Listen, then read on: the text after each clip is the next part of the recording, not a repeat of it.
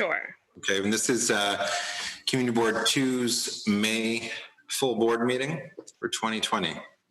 Valerie, go ahead. All right, great. Thank you. Susanna Aaron. Here. Thank you. Akila Ascui. Here. Thank you. William Benesh. Here. Keen Berger. Carter Booth. Here. Katie Bordenaro. Anita Brandt. Oh, she's away. Amy Brenna. I know she's on there. Rich Capolo. Here. Ritu Chaudhry. Tom Connor. Coral Dawson. Here. Thank you.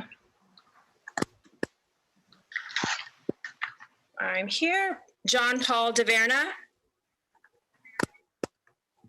Doris Diether. No, she's on the phone. Okay, Bob Ely. Here. Thank you. Mar Fitzgerald. Cormac Flynn. Joseph Gallagher. Here. Susan Gammy. David Gruber. Here. Wayne Kawadler. Here. Susan Kent. Here. Janine Kiley. Here. Betty Kubovi-Weiss. Here. Patricia Laria. Here. Michael Levine. Here. Janet Liff. Ed Ma. Matthew Metzger. Daniel Miller. Here. Did you get Cormac Flynn? He's in the bullseye. Got it. Thank you. Brian Pape. I am here. Thank you. Donna Raftery. Here. Lois Rakoff. Here. Bo Riccobono. Here. Robert Epstein. Here. Sandy Russo. Here. Rocio Sands. Here. Scott Sartiano. Saw him on there. I'll check that. Shirley Secunda. Here, sorry, I was muted. Thank you, Scott. Kristen Shea. Frederica Siegel. Georgia Silvera Siemens. Here. Thank you. Dr. Shirley Smith.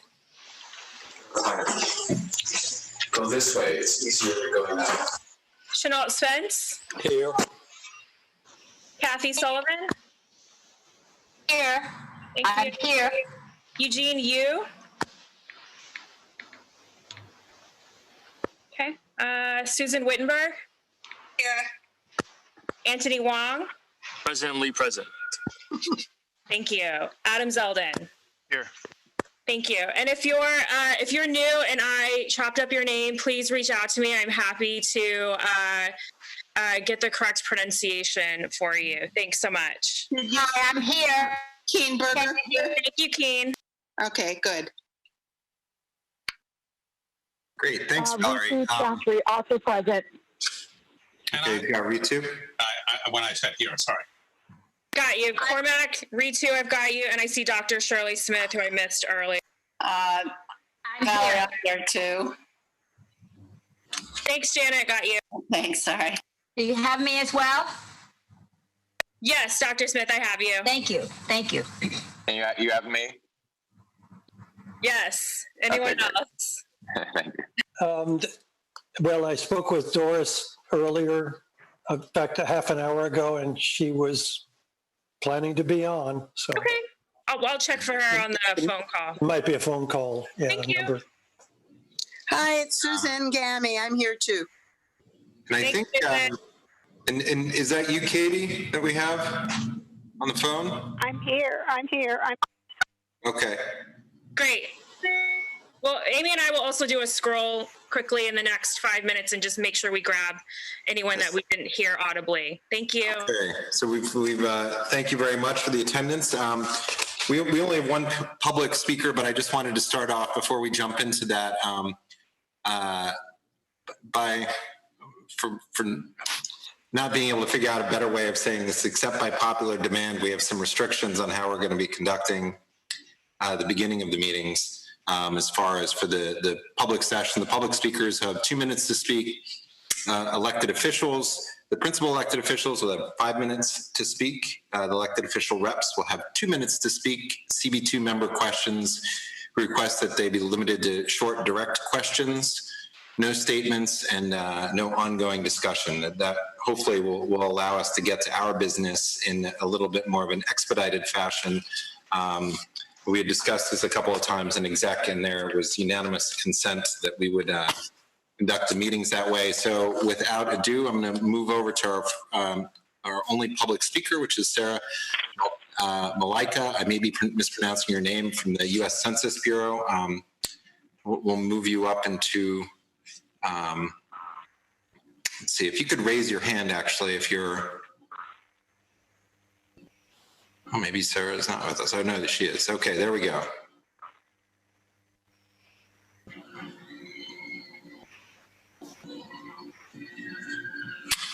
Hi, Sarah, are you with us? Yes, I am. Good evening, everyone. Hello. Hello, everyone. My name is Sarah Malaika. I'm a partnership specialist with the U.S. Census Bureau here in Manhattan. So the 2020 census is now underway. As of today, the national response rate is 59.8%. So about 6 out of 10 households in the U.S. have responded to the census. Here in New York City, we're about 10 points behind at about 49.6% as of today. But the census is still ongoing. It's not too late to respond to the census while being safe and social distancing. People can do that online, by phone, and by mail. I just wanted to update everyone. We have had some operational adjustments due to COVID-19. So we have postponed our non-response follow-up, which is our door knocking operations, until August. So we're not doing any field operations right now. They've been suspended. And we are resuming, assuming that the health authorities give us the go-ahead, we will be resuming our non-response follow-up on August 11th. So we're just right now just encouraging people to respond online at 2020census.gov by phone or by mail. And I just wanted to mention that, this is our chance, this is our one chance this decade to get the right funding for our hospitals, schools, roads, parks. This is going to be our only chance this decade. So we really want to make sure we get a complete and accurate count of our neighborhoods. And Manhattan has been a little bit lower response than expected. We think that a lot of people are temporarily relocated due to COVID-19. So we're just trying to get the word out that people should respond where they live most of the time, even if they are temporarily not in New York City at the moment. Okay. And we're just happy. I'm happy to work with the board, any committee, any business or tenants association or school in the CB2 area. I'm happy to work with you to, develop a census strategy or to get more information about the census tracts in your neighborhood. I'm available. And I'm working from home this summer. So thank you, everyone, and I'll post the census website in the chat box. Great, thank you very much. I understand Doris is trying to join us. I think Bob is working on that. So we're going to move on from our public session. Thank you, Sarah. We'll conclude our public session. Can I have a motion to adopt the agenda? Carter, can I ask Sarah a question?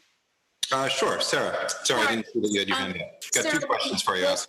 Will door knocking go on through September? I know that we don't know what is going to happen geographically, but it is traditional for lots of people to be away in August. Mm-hmm. So right now, it's going to be August, September, and October. So we've asked Congress for that 120-day extension. So the last day will be October 31st. We haven't gotten that approval yet, but we're hoping it goes through for that extension. Thank you. Sure. Michael? Yeah, a quick question. We know that we're much lower this year. Can you tell us, if you know the numbers, how do this year's numbers compare with the numbers a decade ago? Were we doing citywide and how were we doing Manhattan? Yeah. So we're still behind what we what the numbers were at the same time period in 2010.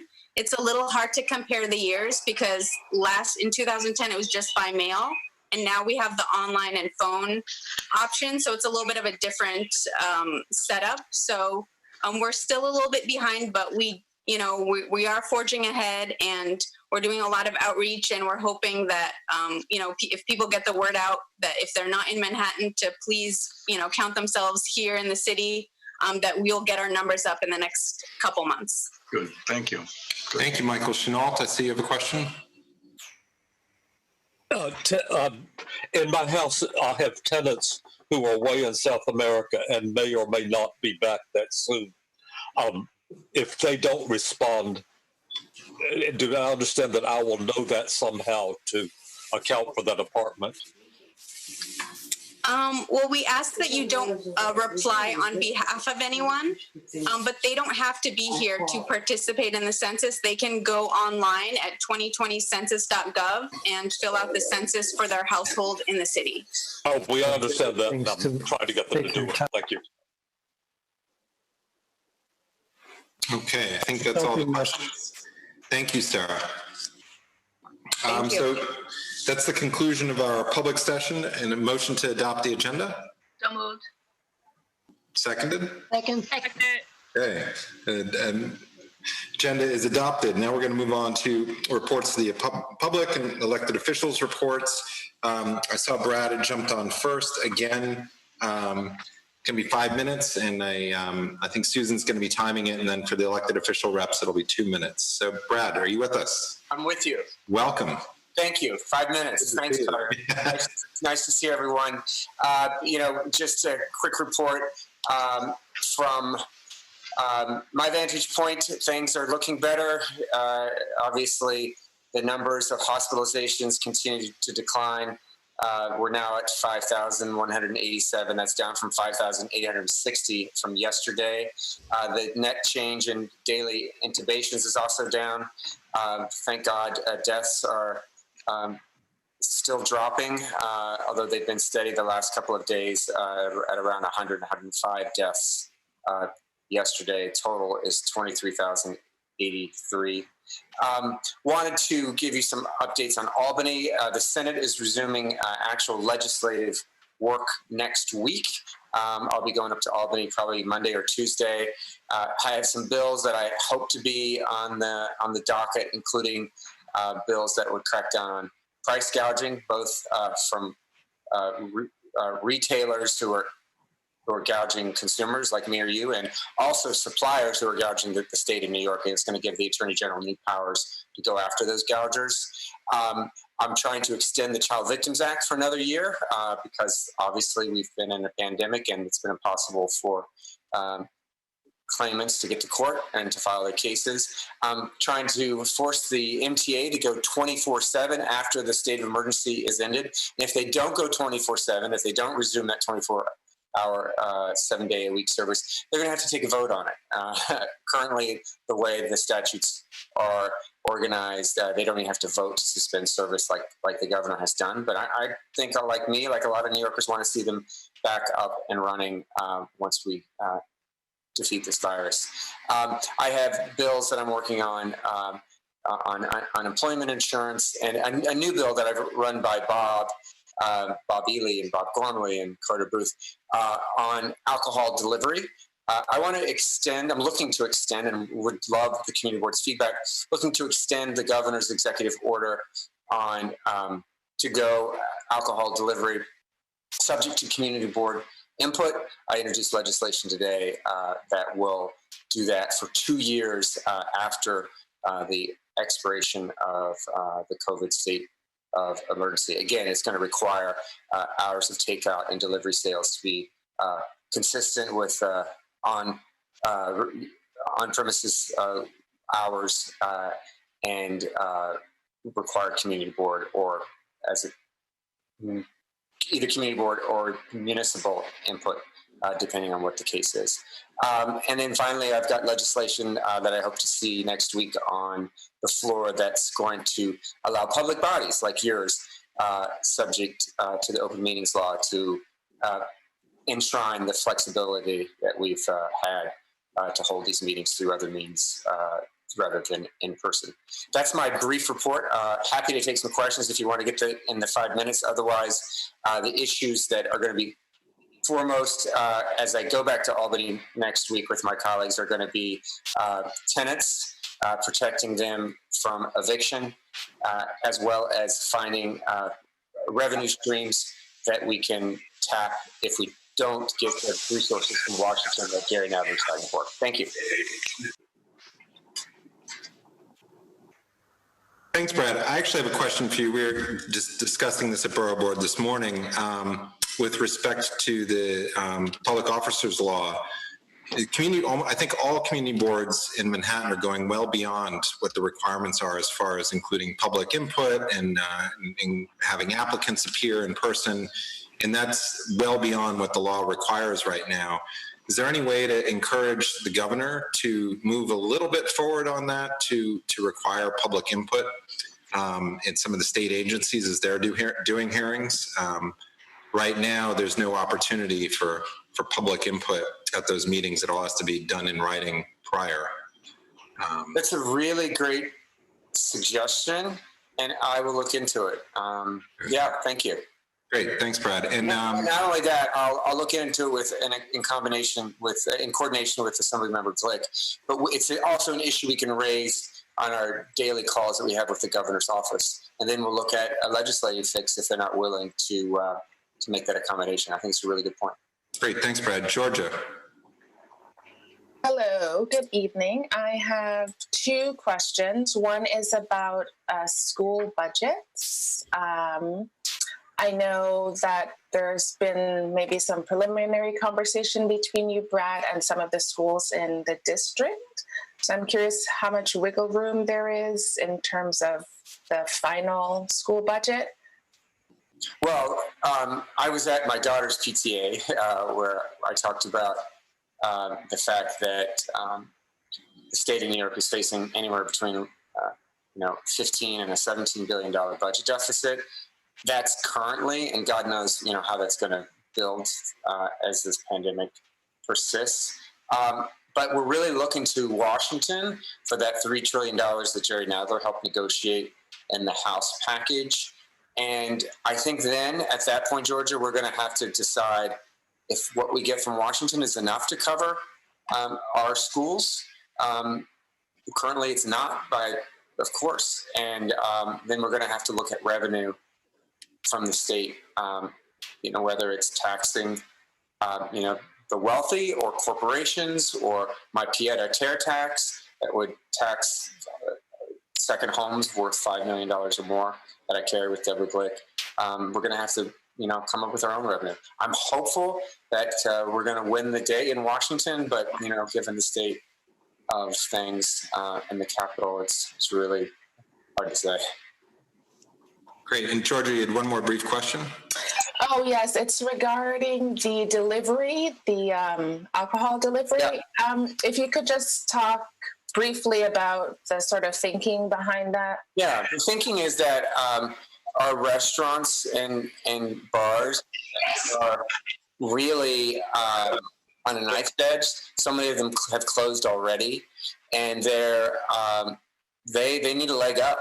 And the only thing that's keeping some of them alive right now are these to-go alcohol sales. So the thinking is that we extend that for 2 years beyond the state of emergency, give them that additional flexibility and revenue stream, subject to community board and municipal, approvals, and and try to give them that lifeline that I think so many small businesses need. It's difficult to come up with ways to help small businesses when you don't have any money. And that's kind of the state of play in New York. So this is one regulatory fix that I'm looking for feedback on from the boards, and I think it's something we could do to help restaurants in the meantime. Thank you. Great, thanks, Susanna. Hey, Brad, thank you so much for being here. My main question is, if you could you distinguish for me the difference between a moratorium on evictions and a forgiveness of rent? I'm a little concerned. I mean, obviously, no one wants to see anybody evicted in this period, but there are people who have financial difficulties and those who don't. And I just worry that it not become a permission to just not pay your rent. And I think that's right. I think, there's the rent cancel movement that I guess got some attention. I believe personally that if you have the ability to pay your rent, you should do so, or try to negotiate something with your landlord. And I know, though, that a lot of small landlords have mortgages to pay. So it is a knockdown effect all the way up or down the food chain, however you want to look at it, Susanna. So rent cancellation, I think, is more of a concept than it is an actual plan that's in place. There is a bill that I am a co-sponsor of, that Senator Mike Gianaris carries. But part of that idea was to also provide forgiveness, not just to tenants, but to landlords and their mortgages. That said, you need a funding mechanism. Someone has to pay. So that kind of goes back to the school funding issue. If it's not the federal government, and there's hope that there might in the House bill, there's actually funding for vouchers for tenants and mortgages. We need to try to win that day in Washington. And if we don't, we got to come up with our own plan here in New York. Senator Kavanaugh has a bill that has a voucher mechanism that could either be funded by the federal or the state government. So that's something I know that the Senate's looking at closely in a special housing working group. But I recognize that there's no such thing as a free lunch, and it's certainly the case when it comes to rent. Thanks, Brad. And if the following questions could just be really brief questions, because we do have a number of other people. My answer to you. May I ask a question, please? I have three other people have their hands up. Got Robin. I can't find my hand. Oh, it should. If you click on participants, and it should be underneath that. I will yield my position in the order, because I'm sure Rocio's question is related to Susanna, so I'll go after Rocio. Okay, Rocio, do you want to go ahead with your question? Yeah, yes, a couple of things. Number one, not every landlord has a mortgage. Statements. We're just asking questions. Yeah, so not every landlord has a mortgage. So how are you going to help the landlords that do not have a mortgage and their tenants are saying that they can't pay and they need us to waive the rent? It's impossible. We can't waive the rent because we have our own expenses. As a matter of fact, expenses have gone up because people are staying home, using more water. The superintendents and the maintenance people have to spend more time cleaning the buildings, the hallways. Therefore, we need that help. That's number one. The other part of the question, the other question that I had is regarding the state liquor license fees that we paid for liquor licenses. Now, everything has been closed. Restaurants and bars have been closed since March. Although we are still paying a very expensive fee to the SLA to keep our licenses in place.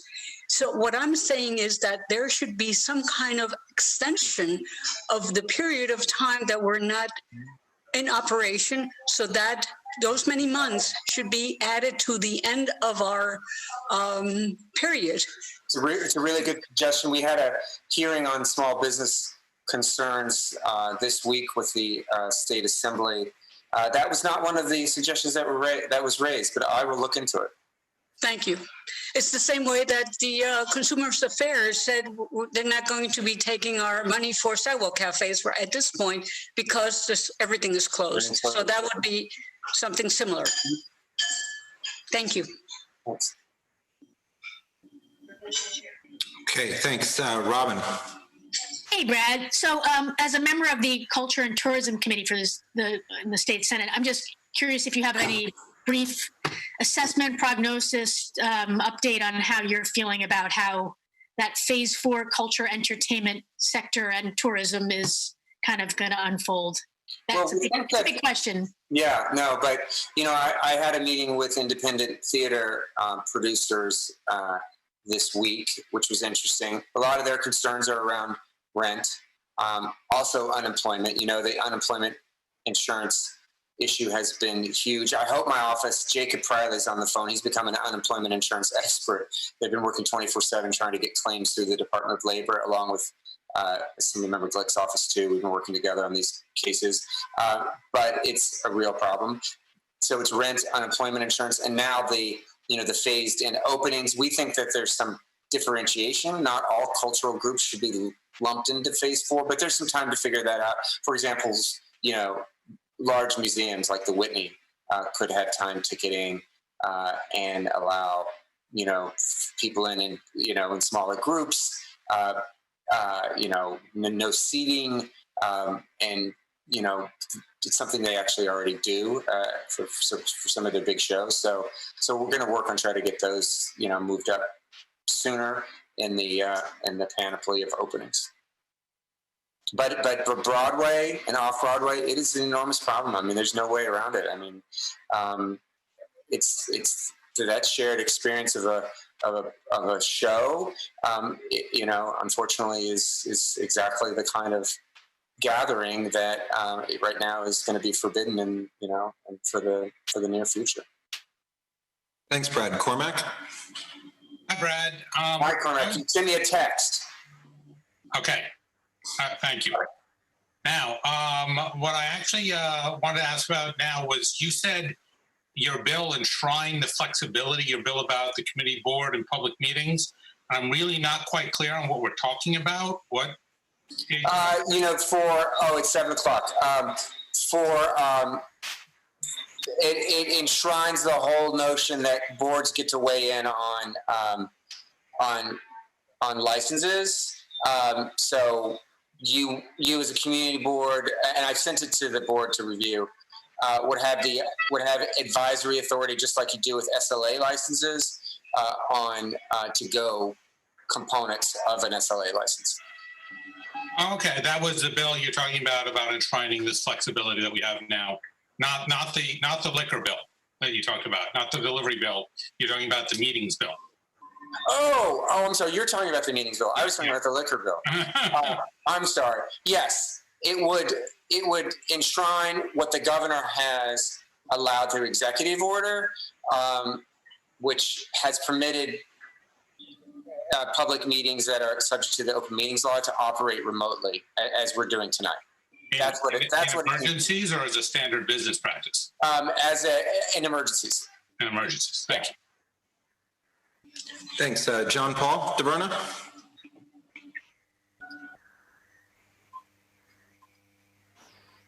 Through this. My question's about the ability of tenants to use their security deposit by the governor's order.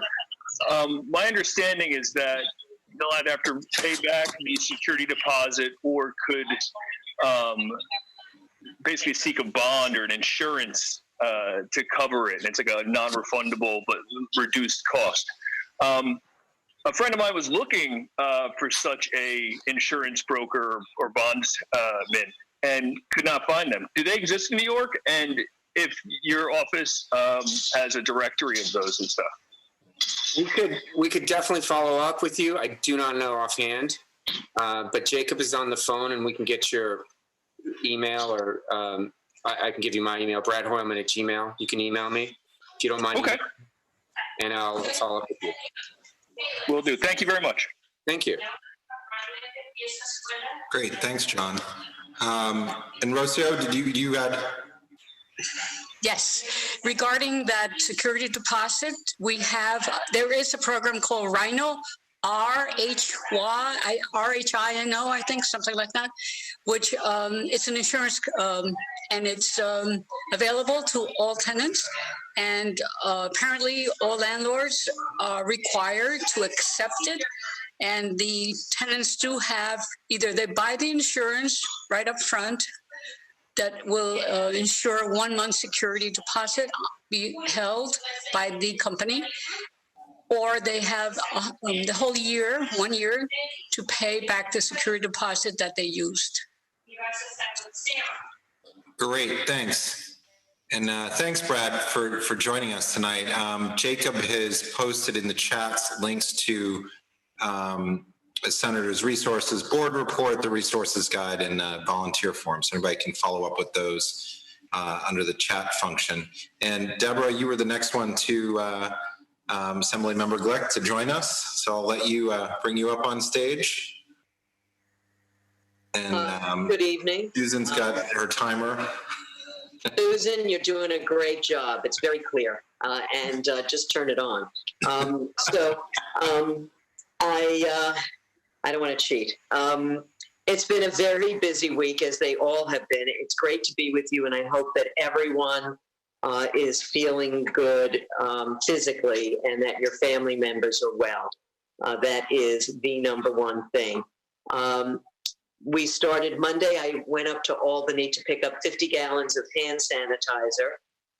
And then I spent Tuesday distributing about 30 gallons of it and masks to various organizations, from West Beth to God's Love We Deliver to the Cooper Square group and Project Renewal and others. So that was Tuesday. That took most of the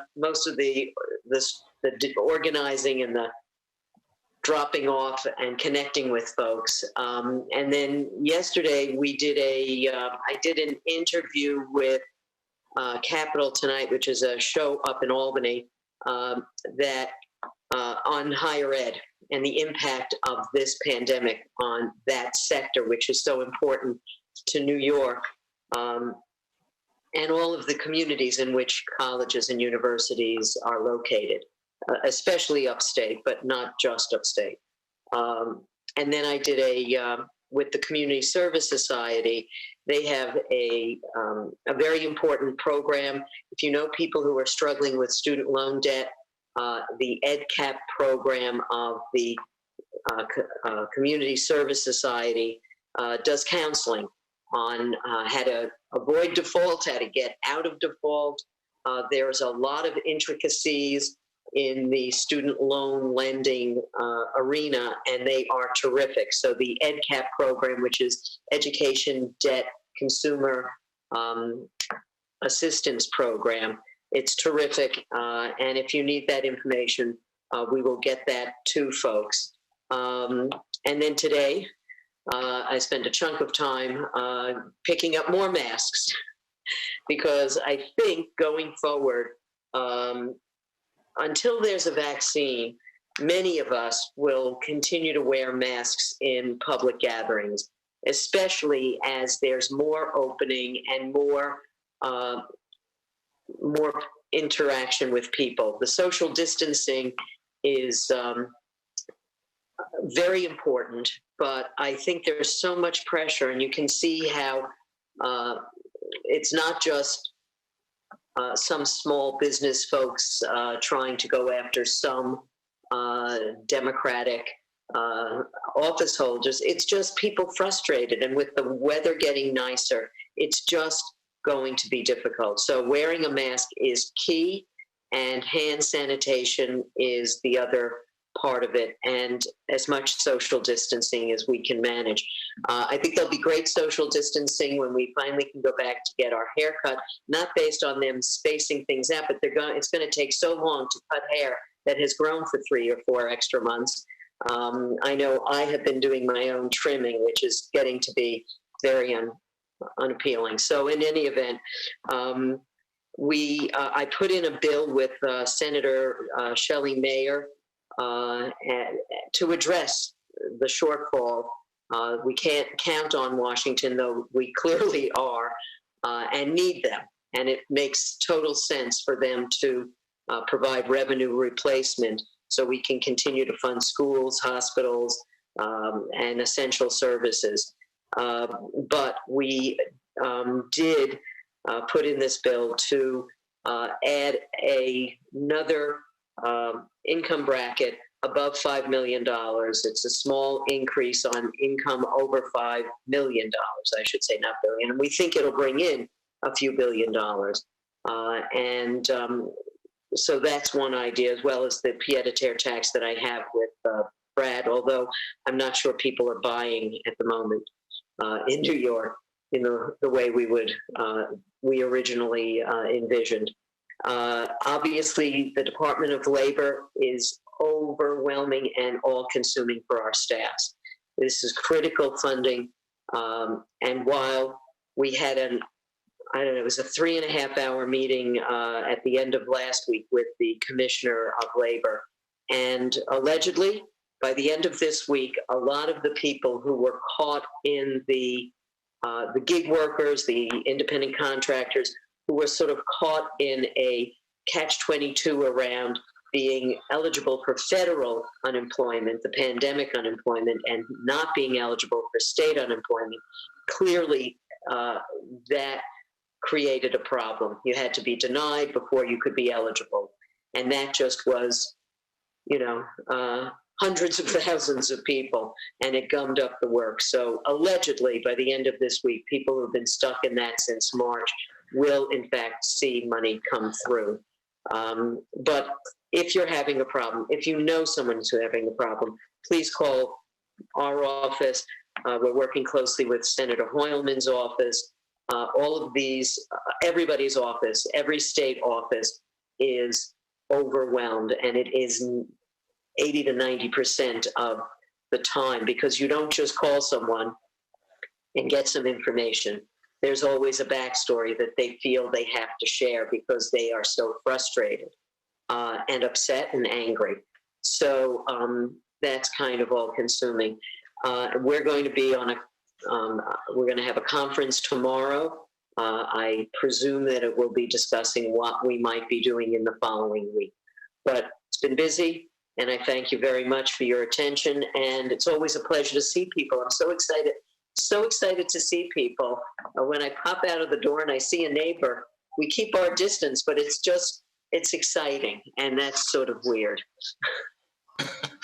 Thanks, Deborah. I've got a couple of questions. Michael Levine. Hi, Deborah. Good to see you also. And thank you again for being with us. It's always great to have you at our meetings. You mentioned support for higher education, and you seem to indicate that the legislature will be considering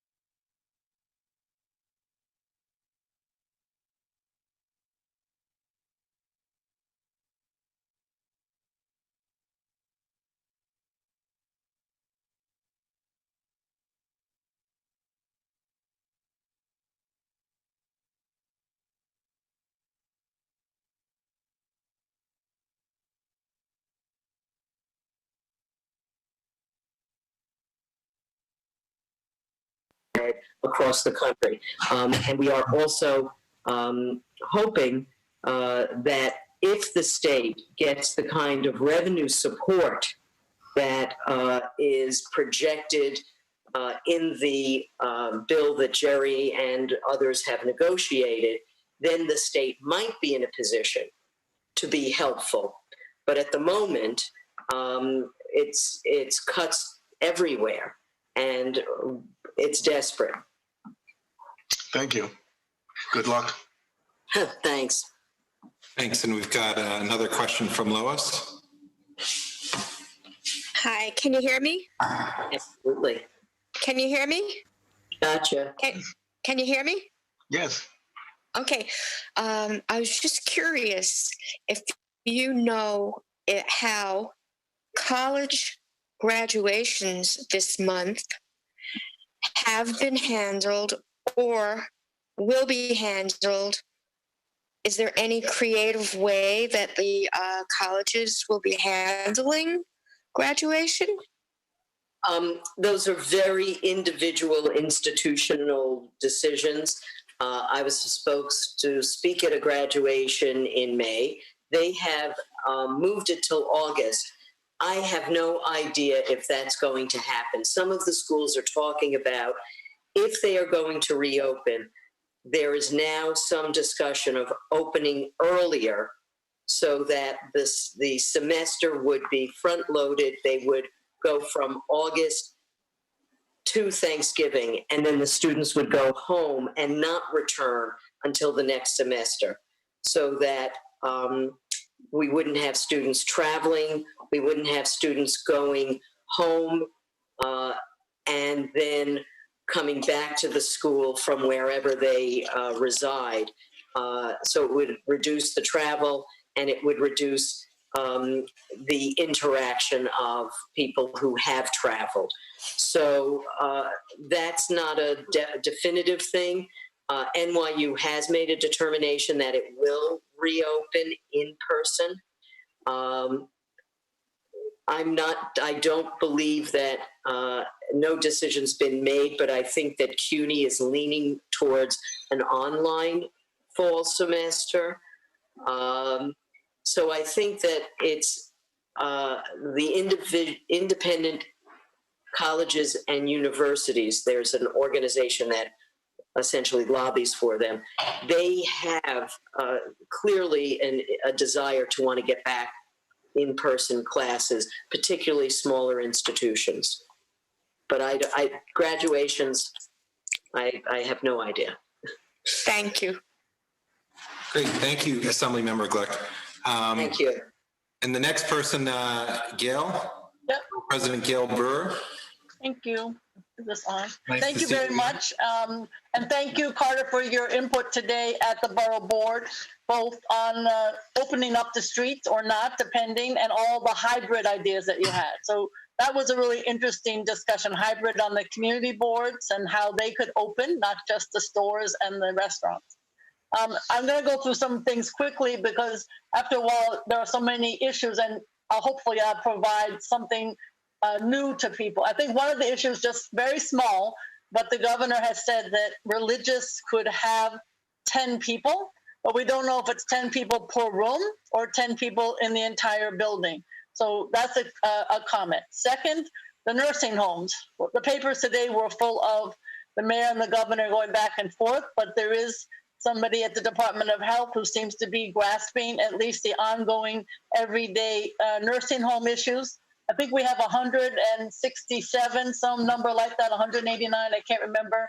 We've had 1,200 deaths statewide in nursing homes. And I do think that you have quite a few in your board. And I think it would be good to have some discussion with them to see if there's something else that they need. They now have to test twice a week. They're testing residents, I think, every week, but the people who work there are twice a week. And there's a whole new regime in terms of their needs. And I also asked about visitation, because we know that the governor has a pilot now for visits to hospitals, but nobody seemed to know when nursing homes could be visited, understandably, except I'm getting calls from people who are very worried about their relatives. The other thing I want to mention is food will be an issue, I think, for a long time, particularly for the seniors, if not for anybody else. So we continue to have Fresh Direct working particularly with NYCHA, not in Ward 2, but certainly a need. And on Tuesday night, we have with Columbia University, we've been doing these YouTubes, and we're going to have a discussion with Catherine Garcia at 6:30. Just like everybody else, we have face masks from the mayor, and then we have a generous donor who's going to donate $100,000 to NYCHA. I want to mention just the summer is upon us very, very soon, and there are a couple issues. One, of course, is the summer youth employment program. In talks with the police department, I have to give them credit because they're trying to think of A, how to get funding, and B, projects. And they have come up with some ideas for mapping young people to be able to map the institutions that are helpful to them in the neighborhood. And also, a lot of the seniors at NYCHA are eligible for iPads and have the young people work with them to figure out virtually how to use them. But we do need to come up with more projects and more money for the young people. The schools, you have some wonderful parents on the board, and we certainly know. We don't know what it's going to be looking like in September. And talking to the custodians, I find that even they are concerned about what it looks like in terms of cleaning as well as desanitizing. This summer, there certainly is school, but it's all virtual. I don't know what's going to happen in the fall. And we also want to make sure there's a social worker in every single school. We have not been successful. In terms of the future, contact tracing is going to be 1,000 by June 1st, 2,500 by the middle of June, and 5,000 to 10,000 in August. And of course, I think you've heard the way in which it's going to work. Robin asked about tourism. I think that's a topic that needs a lot more discussion because it could be helpful to the businesses. If there are tourists, the general feeling, according to NYC and Company, where I'm on the board, is that tourists will come from the New England down to DC, but no international generally. And there is a big push to try to figure out how even those could be helpful.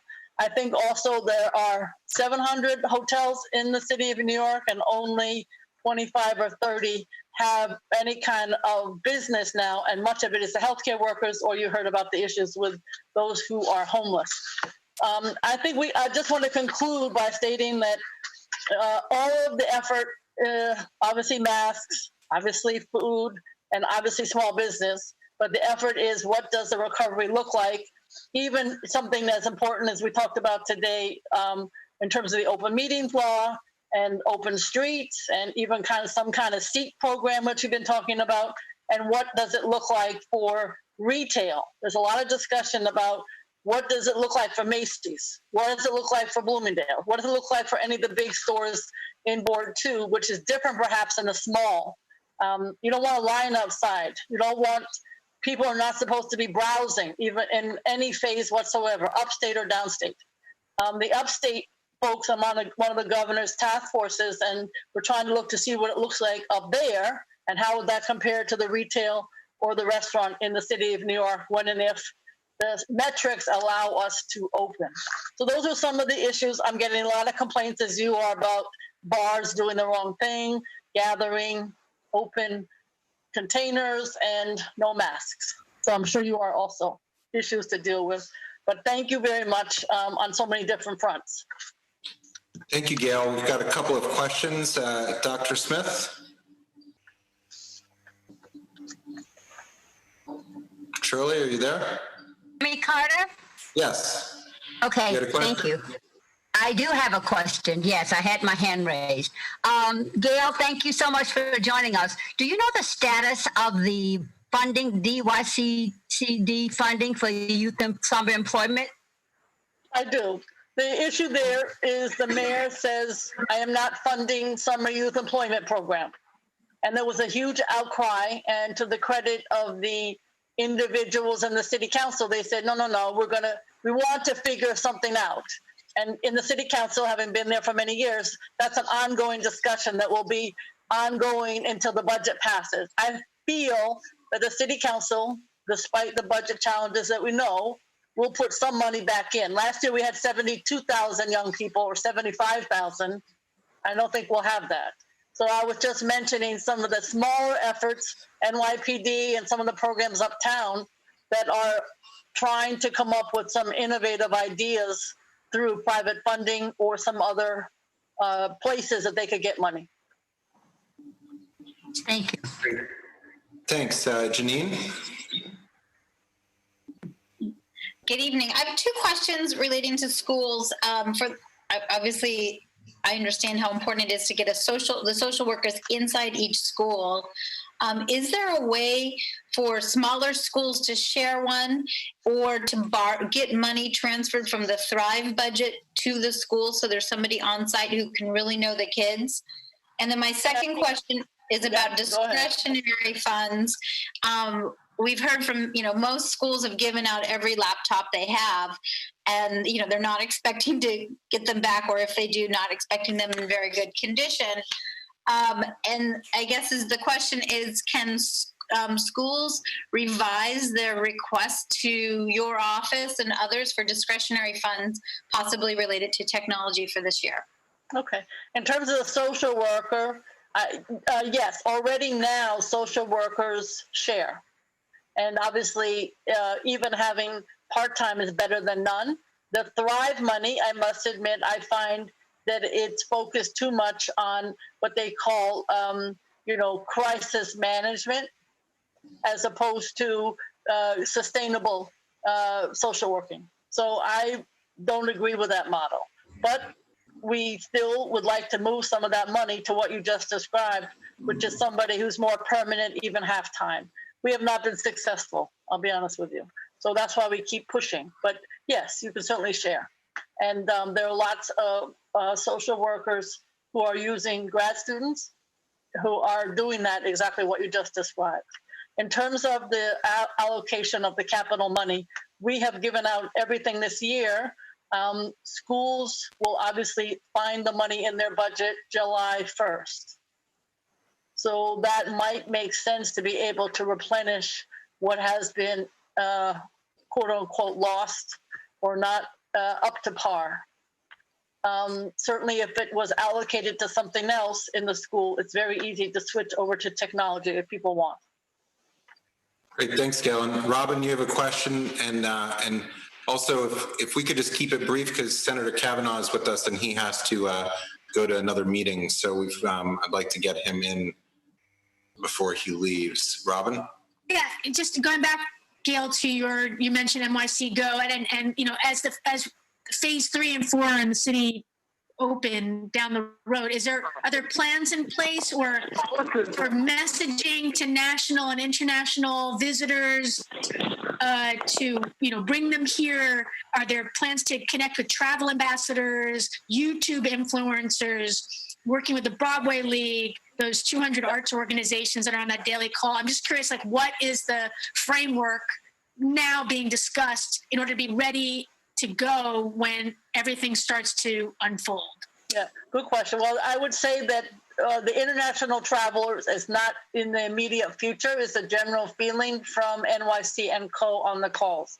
There is a push to try to get museums, art galleries, and so on in the 3rd phase and not the 4th phase. They're in the 4th phase now.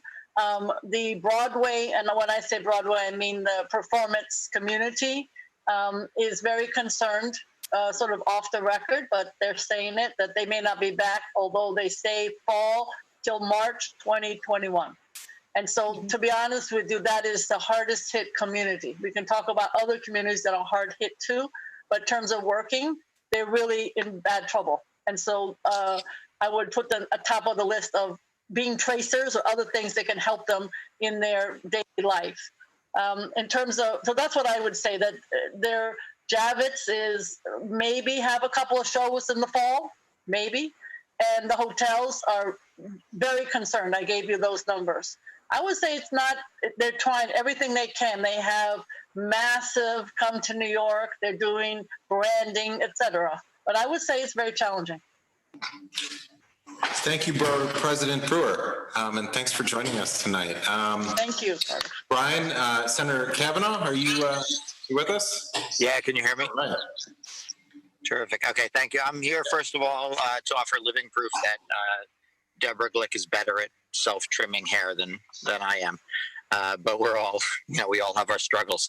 I appreciate the board, meeting and in this format and giving us this forum to discuss all these issues and speak with the public. We're all sort of adapting to new media and new kind of ways of reaching out. I've been, several people have talked about the tremendous effort to get kind of immediate emergency supplies to people. We are very actively making sure people have access to food, especially on the Lower East Side, but there are lots of other places too, obviously, and masks and sanitizers. If anybody does have an institution or an organization that needs some of that stuff, particularly if it's for volunteers who are helping facilitate services for others who are dealing with the public in any way. All of our offices do have access to that stuff and can make deliveries and stuff. So people should let us know. And obviously, you have some great elected officials that represent other parts of the board that I don't represent. But just let us all know. We're also inundated with unemployment claims, and we've been, kind of a satellite office, the Department of Labor, all of our offices have. We have pushed very hard for the Department of Labor to change the processes and upgrade their equipment and all. And as Deborah Glick noted, there seems to be some progress on that, although it's obviously it was an onslaught and a lot of people are still not with the benefits they need and are frustrated. I would note that many states have not even begun to really implement the federal emergency assistance. So New York has embraced the process and tried to get it done, but it's still, it's still a challenge. I'm going to talk about housing a little more. I'm the chair of the Senate Housing Committee, and obviously there's a huge kind of crisis there in many people not being able to pay their rent and their mortgages. And that is both a source of great distress for a lot of people now, and also a potential economic problem going forward that might impede our ability to recover and get people back on their feet. So we've been approaching that in a number of ways. First of all, there is a 90-day eviction moratorium and also a moratorium on adverse actions by banks, people who have mortgages. There are different versions of that. Some of them come from federal law and some from state law. But both of those are basically temporary measures that forestall problems going forward. So the governor issued at the urging of particularly Brad Hoylman, who chairs our Judiciary Committee, and I and others, really pushed for a blanket moratorium to shut down the eviction process entirely. That was issued by the governor. It goes through the third week of June, and the governor just recently, last week, extended that, but he did it in a much more limited order. And upon reviewing the language, it seemed positive initially when he did it, but upon reviewing the language, it seems really insufficient. It will allow eviction cases to be filed, and then the new rule is that if you can't pay your rent because of a hardship, then you're not subject to eviction. But of course, if landlords are encouraged to file cases against anybody who has not paid their rent in order to have somebody adjudicate whether they have a hardship, that's going to be an enormous number of cases. So I've directly been urging the governor's office to strengthen that and extend the blanket moratorium. That it is really critical. Otherwise, again, after June 20th, you're going to have a massive influx of cases. And putting aside the economic problem with that, it really still will be a public health problem. Like even in normal times, the housing courts are just mobbed with people, many of whom come from socioeconomic groups that have been vulnerable in COVID. So we really don't want that to happen. Longer term, we need to find ways of addressing the fact that people haven't paid rent and mortgages. So I have a bill that I've been working on with colleagues that would create a structure to pay rent. It's modeled on Section 8. It would deal with anybody who's had an economic hardship that's made it difficult for them to pay their rent, and it would be more generous than typical government programs in terms of paying higher rents that we see in many of the apartments that our neighbors live in and we live in. And it is the concept is to create a program so that New York State can get ahead of it. But in this, as in many areas, we're relying on federal money. So I joined 200 colleagues from all over the state, at all levels of government, and advocates calling on the federal government to put real money into housing. There was not much money in the first round of federal stimulus for housing. And the House Democrats have now passed their version of the next stimulus bill, which is called the HEROES Act. And it has, I'm happy to report, $175 billion for housing, including $100 billion for rental assistance, which is what our ask was in our letter. And some of our New York delegation Congress members were very helpful in advocating for that. It also has money for homeowner costs. So we're trying to figure that out. Meanwhile, I think it would be a very productive step if New York State could put in place the beginnings of a program, and maybe get the program launched in anticipation of a much larger amount of money that will need to come in.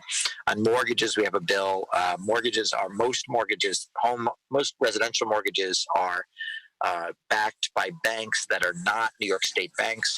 We can get to both New York State banks and also New York State licensed mortgage servicers. So to the extent we have authority over those, we're pushing for a forbearance program that would not only provide forbearance to the end of the current mortgage, but all the way to the end of the not just to the end of the forbearance period, but all the way to the end of the mortgage. So if you have 6 months of difficulty paying now, you could get 6 months of forbearance, but your mortgage itself would be extended at the end, so that, in month 7, you don't know 7 months, you don't know the first 6 months plus the new mortgage. So if your mortgage currently expires January 2030, it would be extended out to July 2030, which is effectively would mean it would be such that from the homeowner's perspective, they didn't have a mortgage during this period. We think that's important because, obviously we don't want people having large amounts of unpaid debt coming out of this. Again, there's a bill that does that. That's not something that requires a large amount of federal money. To the extent it is not a state mortgage, though, we need the federal government to act, and we've been working with Congress members on a companion bill that would go through the House. We're also obviously concerned about all aspects of the homeless situation.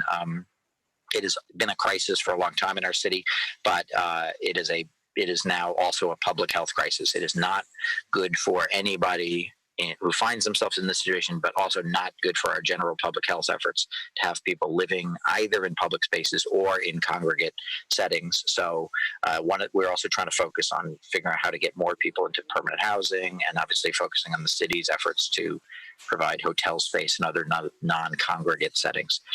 I know you have a long meeting tonight, and that was a mouthful, but I think I will stop there. One more just public service announcement. Next Thursday, 7 p.m., we're having another of our town hall meetings.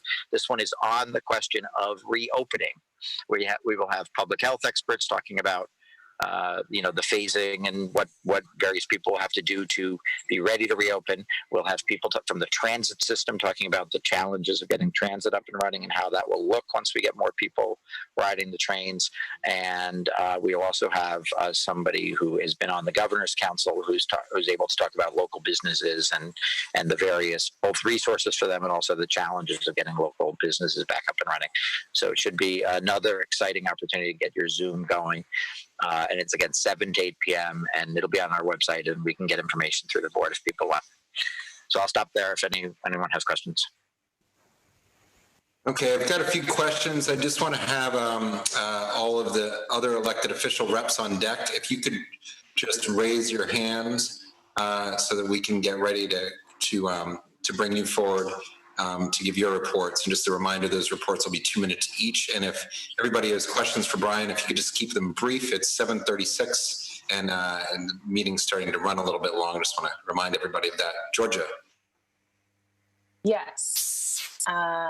Good evening. My question is an environment question, and I'm curious if your office is thinking about any water quality testing in hopes of tracing coronavirus through the water system?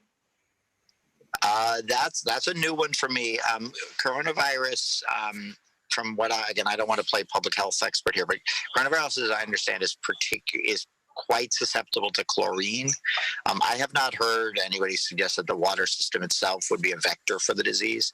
But like I say, it's a new question for me, so we'll certainly look into it. I would say, generally speaking, New York City's water system is one of the better managed and safer systems around. But I will.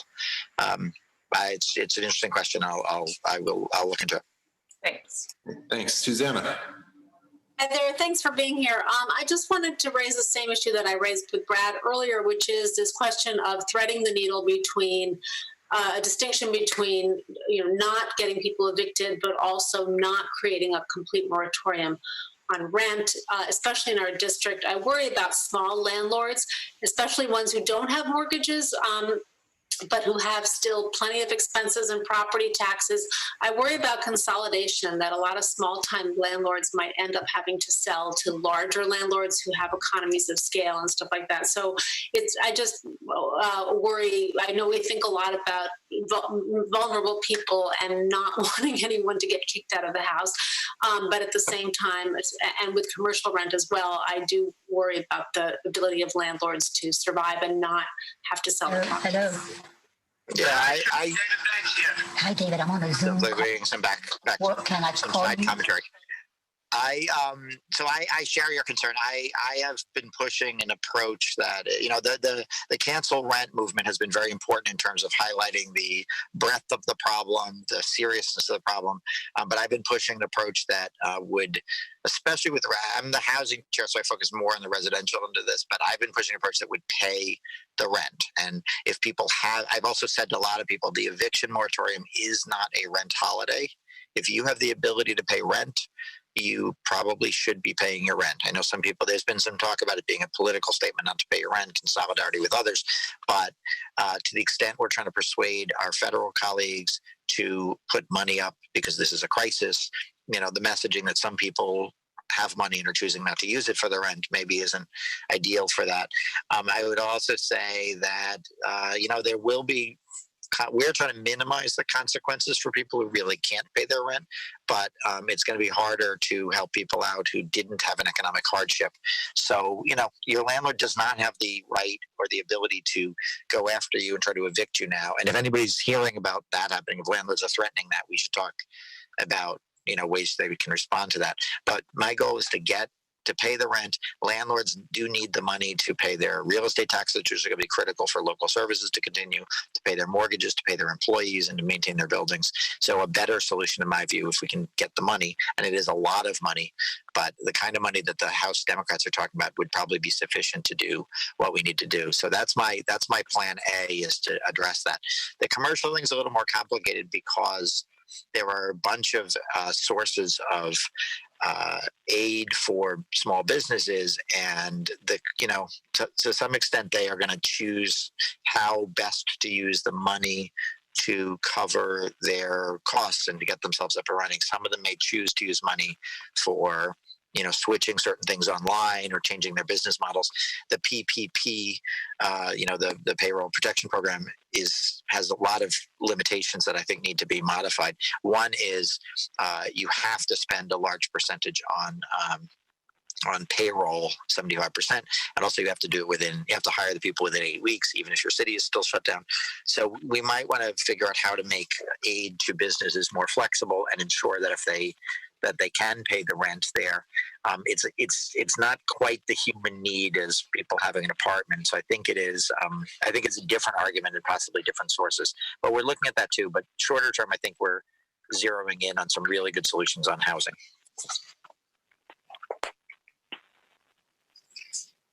Thank you.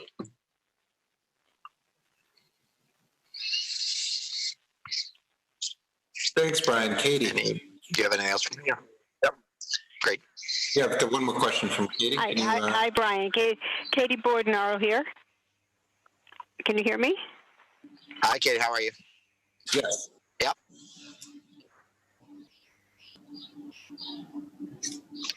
Katie? Katie, can you hear us? Can you hear me? Yes, we can. I can hear you. Yeah, We can okay, hear good. you also. Are we good now? Okay. This is a little bit more in the weeds, but Brian, I'm just hoping when you're working on the whole housing issue that you can keep the needs of Mitchell-Lama in there as well. I know it's more niche-y, but we've sent you a number of ideas, and we're just hoping that they stay on your radar as well.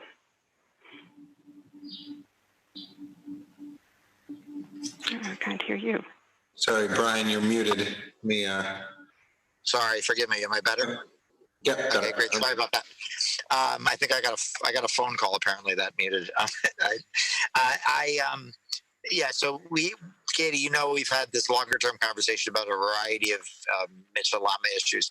We're focusing particularly on responses to COVID right now.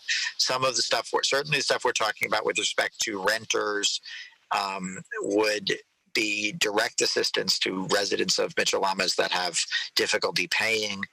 It also, most people call what co-op residents pay maintenance, but technically for most people it is rent on a proprietary lease. So to the extent we're talking about rent, we would also be helpful to those folks. There's a lot more to talk about with respect to Mitchell-Lamas, and we do have a package, and that was a top priority this year before COVID, but we will get back to that as well with other issues and concerns. But I appreciate the question. Okay, Rosia, do you have a brief question? Thanks for Brian. We're really running late here. Thank you. Yes, good evening. I manage a few buildings, and some of these buildings have a commercial entity, a retail space on the first floor. And none of my commercial tenants are paying the rent. So I am owed lots and lots of money. I can't make ends meet, especially because the rents on the apartments that are above, many of them are regulated rents, which means $300, $400, $500. And if I don't get my money from the commercial tenants, which I'm not getting, I haven't been getting them for a few months, how am I going to survive? What are you going to do for us? What are you going to do for the commercial tenants so that I know the PPP, 75% goes to payroll, but the other 25 goes to rent, utilities, and other expenses. And we, as restaurateurs, also have only 8 weeks to use up the money. So changes need to take an effect right now to save so many of the small businesses, mom and pop businesses that are suffering as a result of what's happened. No fault of our own, but so we need help. This is more of a comment than a question. Brian, we lost you again there. It doesn't say. You're back. You're back. It doesn't say I'm muted. I don't know what's happening. But just to respond briefly, I agree that we need to be more focused on what is going to be actually useful for small businesses. I did join colleagues in writing to the heads of the federal legislature and the White House to say that this PPP program is unduly restrictive in a way that will prevent it from serving its purpose. We think that there should be an extension of time for people to use this money. Right now, there's an 8-week thing, and if you don't use it in that time, it converts from it basically becomes a loan rather than a grant. So we've asked people to extend that to give people more flexibility for how to spend it. And there's going to need to be another round of stimulus from the federal government. Unfortunately, the state budget is deeply in the red for the same reasons lots of businesses are in the red. People are not able to pay their taxes. We're not getting the revenue. We're not getting sales tax revenue we'd expected. We're not going to get income tax revenue we expected. So in order to keep the state government afloat, we are going to make some tough choices already. The federal government has an ability to do major spending, deficit spending in a crisis like this. So we have been advocating for additional resources for small businesses. That is the most direct route to addressing the problem. And again, I agree that the current programs are unduly restrictive, and we're working on it. Great. Thanks, Senator Kavanaugh. Thank you for joining us tonight. Yeah, I appreciate it.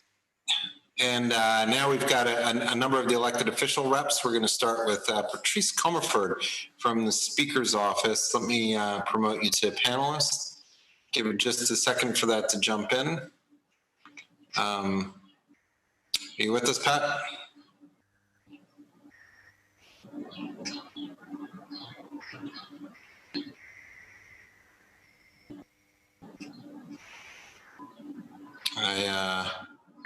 I think I unmuted myself. All right, there you go. Yep. Yeah, I'm sorry. I'll be very fast. I know it's getting late. I just would say that the City Council is still continuing to do their meetings virtually over Zoom. So you can go to council.nyc.gov and you can see the schedule for the public meetings. You can also get information on the most recent legislation, including the relief package for small businesses.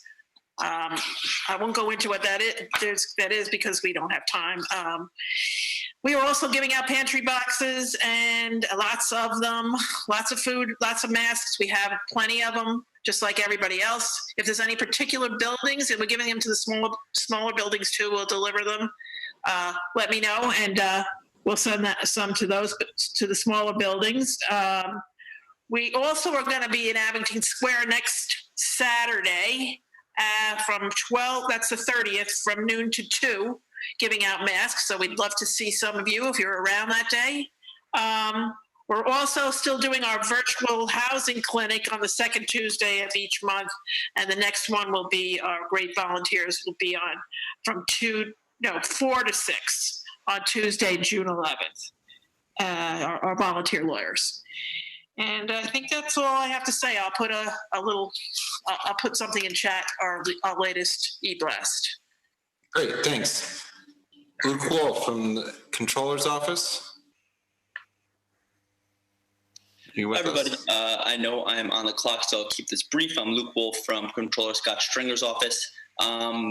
The first thing I want to discuss, a few quick highlights, is one, we launched an investigation into the city's handling of the coronavirus last week. It was announced this morning in the New York Times that one estimate showed we could have saved as many as 17,000 lives if we made decisions just a week earlier. So we've requested all the documents and information from the city's early response, so from November through mid-March. So we know that if a wave 2 comes or whatever happens next, we know what decisions we made right and wrong and kind of how all those decisions were made. So we're going to launch a full investigation, of course, not interfering with the city's response, but making sure that we know what happened so we can be best prepared going forward. Number 2, we released our budget analysis recently, and this morning the comptroller testified in front of the City Council. We are estimating a $8.7 billion budget gap, which is, of course, a terrific number, tremendous number, and really unprecedented, and it's twice as deep as the Great Recession.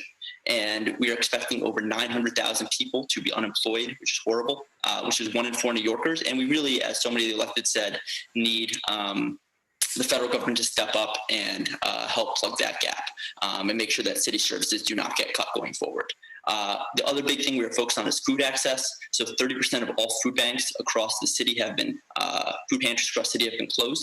And we're particularly hearing a lot of complaints about the quality, nutritional value, and diversity of the food that is being given to New Yorkers. So we sent a letter today with some specific recommendations about how the city can improve food access. As the borough president said, we anticipate this to be an issue for the foreseeable future. So we want to make sure that all New Yorkers, especially our seniors, are getting the food they need. One last thing on census, I checked this morning in CB2. Out of all the tracts in CB2, only 3 are above 50% and none are above 55%. So really implore everyone to fill out the census, make sure that everyone you know does. We all know how important it is, especially now when we need resources more than ever. Thanks, Luke. Now we have Anthony Drummond from Councilmember Chin's office. Good evening, everyone from CB2. Just a few points of announcements here. You know, I'm under the clock as well, so I'll try to condense as much as I can. So first thing, today at the City Council's Women Caucus issued a statement denouncing the recent derogatory and misogynistic remarks by the SBA President Mullins against the DOH Commissioner Barbat.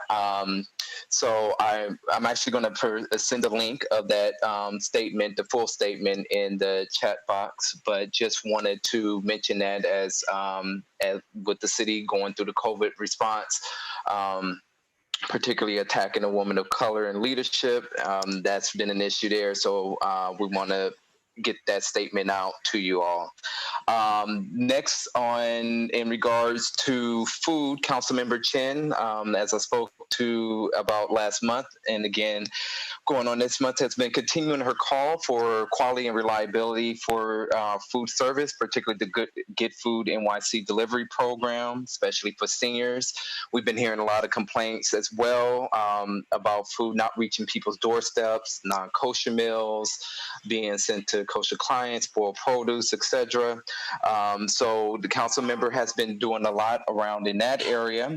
And also, Councilmember Chen has maintained for senior services and nonprofits for senior meal delivery. The city is successfully run. The city has already successfully run a program by the Department of Aging, the Home Delivered Meals programs, which focus on homebound seniors and people with disability.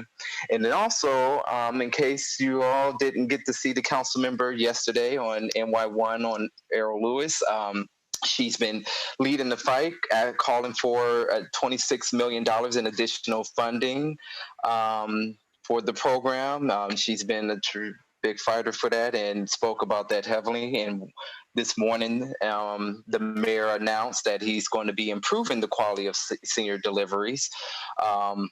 But in addition to that, we also need your help in helping to get the seniors that are in need for meals. Whatever information you can provide, that will be very useful and helpful for our office. We know there are a lot of food programs out there, and sometimes that can be confusing. So that's why our office created the Food Access Guide. I will provide those links for you guys in the chat as well, with the various programs such as the free grab-and-go meals, Get Food NYC emergency delivery, and again, the homebound meal delivery program.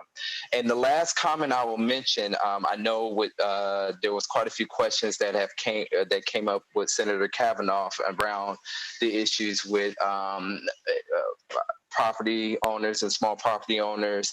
Councilmember Chen authored a letter that was sent to the mayor last month that pretty much spoke to that very same issue, the issue with small property owners and receiving tax relief, emergency subsidies, and so forth. So our office has definitely been involved in terms of making sure this issue is addressed, because we're hearing it too from small property owners. Just a few things, like a couple of points I'll just mention very quickly, like providing emergency subsidies for small property owners that will cover utilities, water, and sewer bills, especially since shelter in place has spiked those costs, and we know those costs are going up. Temporarily suspending the commercial rent tax program, commercial rent tax payments for small businesses on these properties. So those are like the couple of few things, and we're even supporting the state legislation to fund emergency rental assistance that is being authored by Senator Kavanaugh to expand funding for HRA's rental vouchers program. So those are a few of the things that we called for in the letter, but there are many others. So we are definitely in support and making sure and addressing these issues as relate to small property owners as well. All right, that's it for me. Hopefully I covered it. If there are any questions, please let me know. All right, thanks, Anthony. I see that there's two people who have their hands raised. Georgia? Hi, my question is for, now I can't find the folks, but I guess for Patrice going to, and for when she's already Anthony, spoken, and we'll have to move on because it's almost 8 o'clock. Oh, well, so I guess I'll direct my spoke. question to Anthony.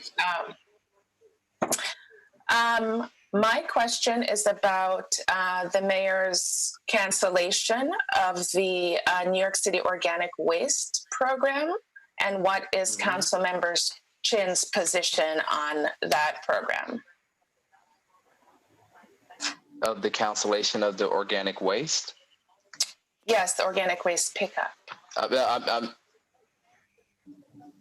Okay, I'm sorry, because my internet connection was going in and out. I'm sorry.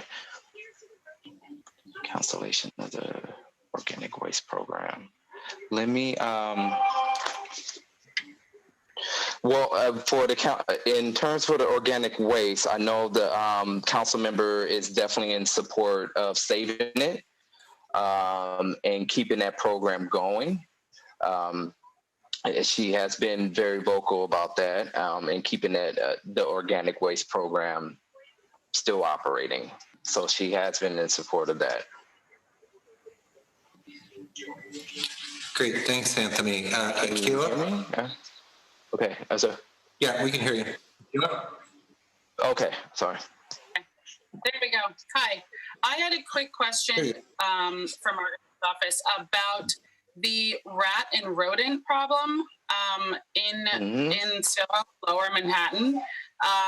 There have been a lot of people dealing with rodents that are now like kind of in our living spaces, and they're especially on in Soho and also on the other side of 7th Avenue, which I think is Corey's office. But I was wondering if there has been any response to that or what the plan would be around rodent abatement. Rodent abatement. Let me actually, Keila, let me get back to you on that.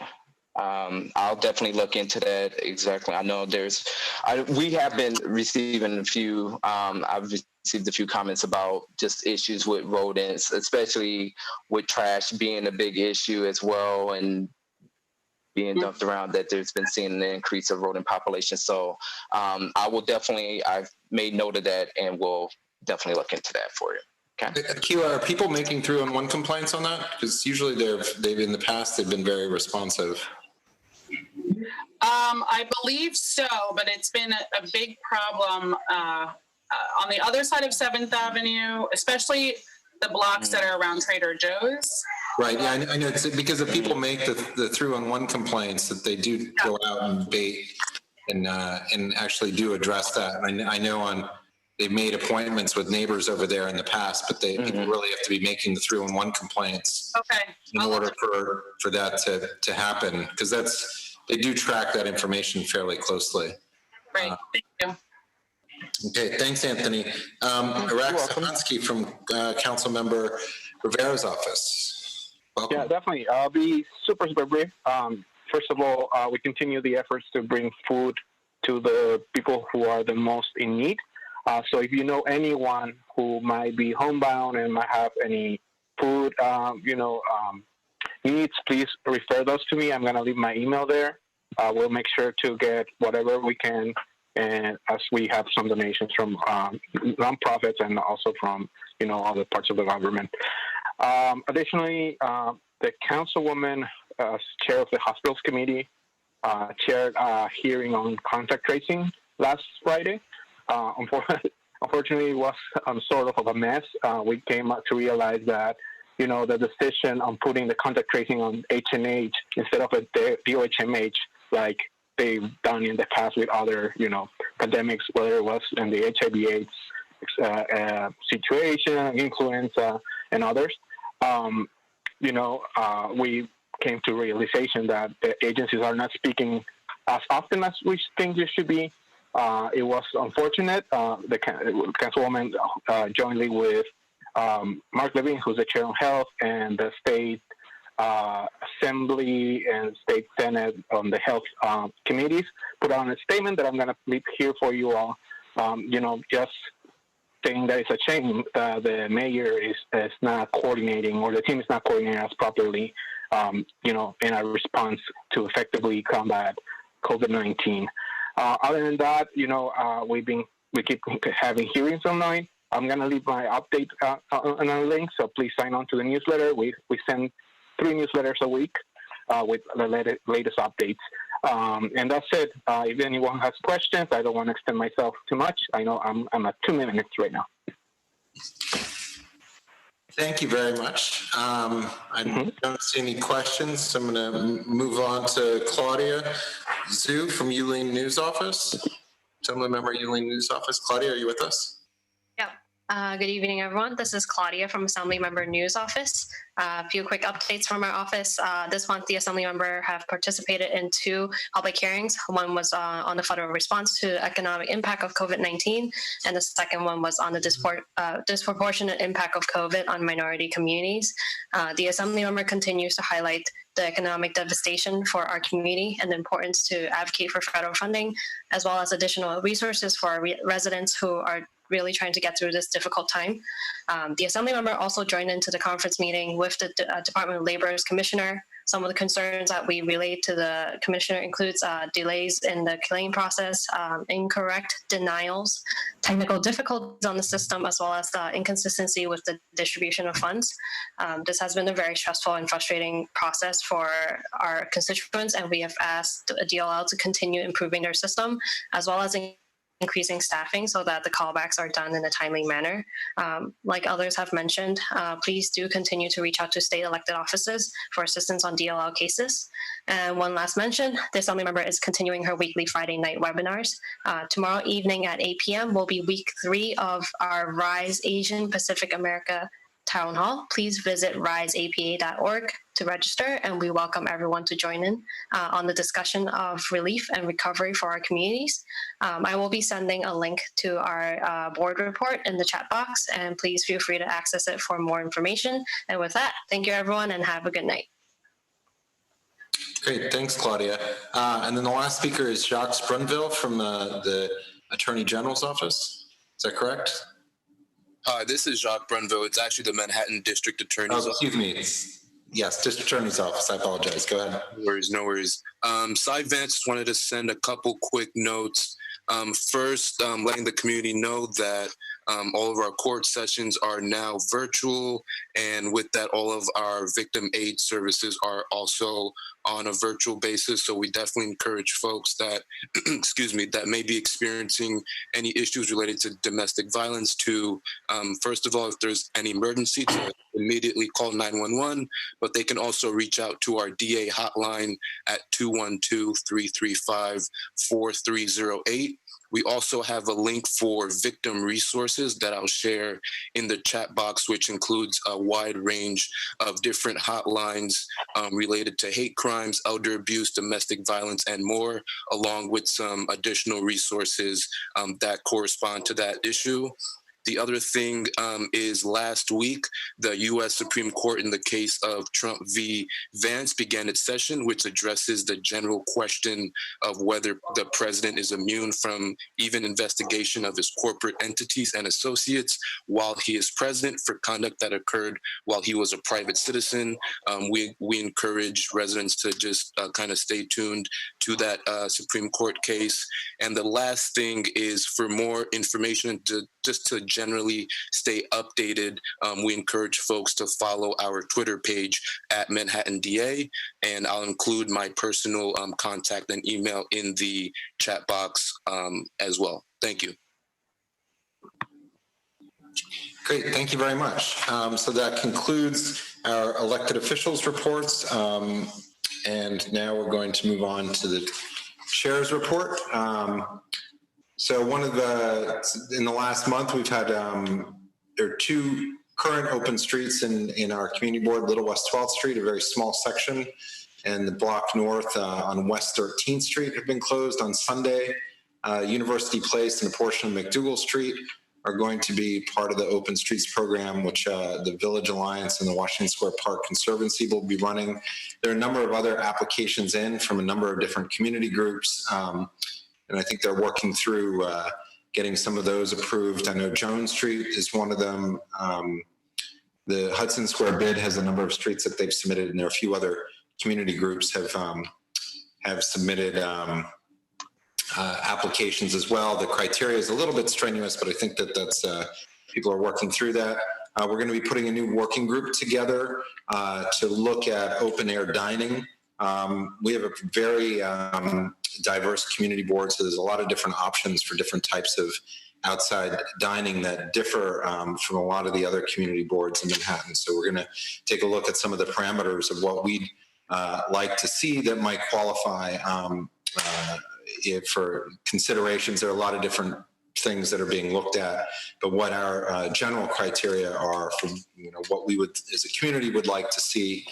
This is particularly important since we have so many restaurants and sidewalk cafes. I think we have the most sidewalk cafes of any community board, and we really want to be able to support our eating and drinking establishments who will most likely, when they're allowed to be reopened, to have no more than, at most 50% occupancy, perhaps less. We want to be able to afford them an opportunity of having significant outdoor seating in a way that would be meaningful to contribute to their income and help bridge the next few months and till things move on to whatever our new normal will be. The working group is going to be chaired by Valerie De La Rosa, and the members are going to be Dan Miller, Bob Ely, Donna Raftery, and Joe Gallagher. The community board website is Josh Thompson, our assistant district manager, has been working on updating that, and so that should be coming soon. Some changes there. We will be having our board leadership training, which was previously scheduled for March, which we had to delay with the onset of all of our new normal. That's going to be next Thursday on May 28th at 6:30. Hannah from the group Forward is going to be running that. Again, just as a reminder, it's something that I'd hope that all the committee chairs and vice chairs, as well as the executive committee, do attend, and board members are welcome to attend, but it's not required for other board members. Bob's going to follow up with an email just to get RSVPs, just so we have a sense of who's coming. Valerie has pointed out to me, as she's looking through all the board memberships, that we have at least 5 generations on our board with the addition of our new members, and so it's a pretty broad group of people. The executive committee had sent a letter to the governor requesting that the western lane of West Street and 9A be set aside for bikers, and the greenway for runners, and the rest of the Hudson River Park for walkers. I think that's attached as the last letter in the package, the board package that was sent out to everybody. Tonight, the Empire State Building, the Washington Square Park Arch, and other locations are going to be lit in green. I believe it's tonight, to celebrate park workers, who we don't often think about it, but they're essential workers in making sure our green spaces are available. I know for those of you who are here, I'm sure many of you have spent time in the parks. It's really something that makes a huge, huge difference in right now to our, at least to my daily life. I'm sure to many others. You heard that it appears NYU's on track for some variation of in-person classes. That's incredibly important to our local economy. That's one of the biggest employers and brings a lot of people. That's something I think that really going to make a big difference. And it's nice to hear that they're making a commitment to doing that at this point. I think that'll be very welcomed by our local businesses. Wearing face masks is an ongoing issue. I was speaking with another board member today, and we were discussing it, and he had mentioned that somebody else has said, the best way to address this issue is to lead by example and wear a mask. And that, the more people are wearing masks, the more comfortable it will be for other people to wear masks. And that's really important as the weather's warming up. I want to welcome our new board members again. Akila, I don't know if you wanted to say hi. Some of our board members weren't here. Hi, thank you. Happy to be here. Thank you so much. All right. And then we had with Betty as well. Betty, are you with us? Yes, hello, hi. Betty is a high school student. She's one of our new members. And Eugene, are you, I saw you, oh, there you are. I can't hear you, but, all right, let me shift over and I will unmute you. Let's see. Sorry, Ella.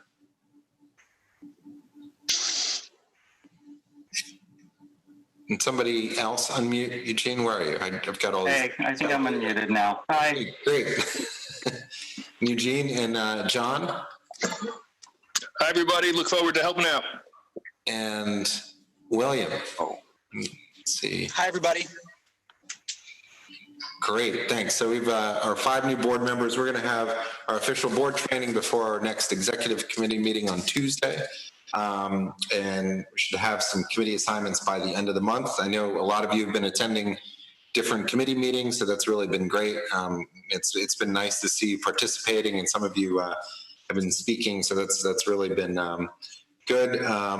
One of the other things that we started at Borough Board today is, even though I think it's an incredibly long way off, but it was alluded to, is the discussion of what community board meetings might look like in the future. And that's why Brad's bill is sort of some hybrid meeting models is really important, because I don't think many of us are really comfortable anytime in the near future meeting in any large groups. But, you know, obviously at some point that's going to have to evolve in some way, shape, or form. And hopefully the technology that we've been using can be a part of that in some way, shape, or form.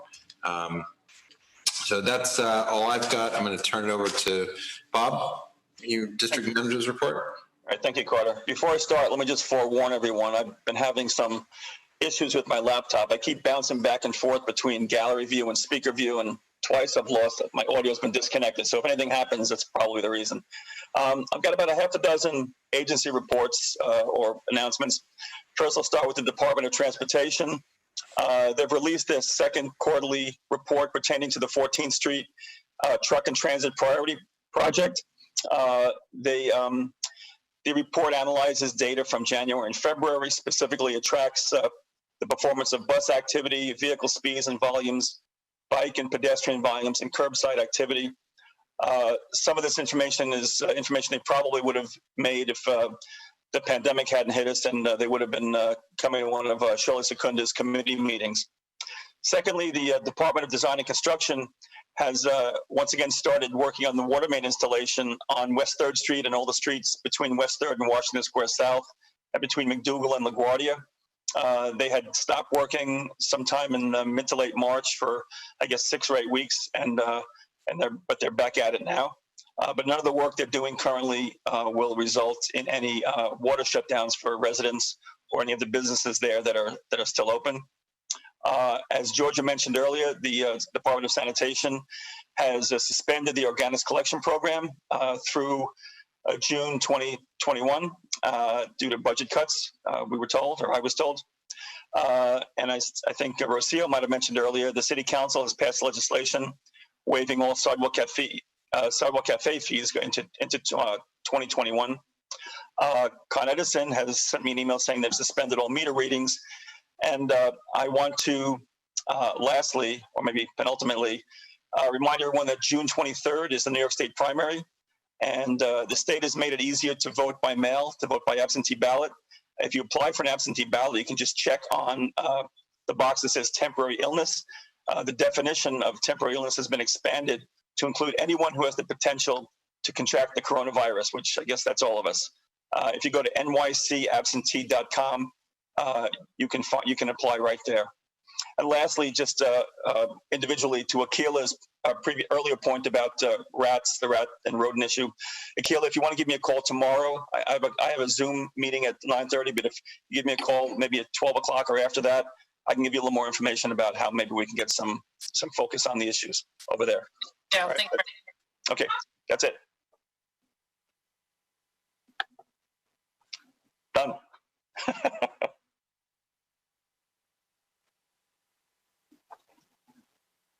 Just lost the audio. Michael, do you have your you have your hand up? Do you have a question? Yeah, I'm sorry, Brad. I had Carter. I had a question for you about the working group meeting on opening the streets.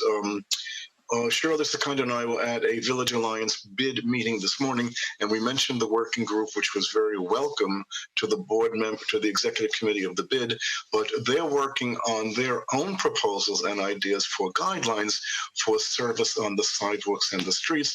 And I'm just wondering, Carter, have you reached out to the bids in our community board district to make sure that they're all aware of the meeting and if they can attend as well? Yeah, well, and anybody can attend. Of course, all of our working group, like all committee groups, are open to everybody in the community to attend. You know, the vast majority of our businesses are not in bids. That's what bids jobs are, to do that. and propose that function. I mean, we're a huge community board.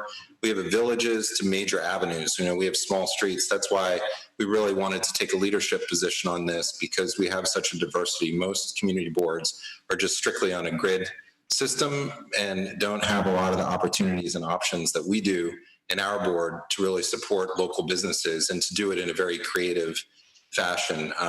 And so that's, you know, we're going to invite the bids, but the bids are generally, you know, they have options of things that they can do as well.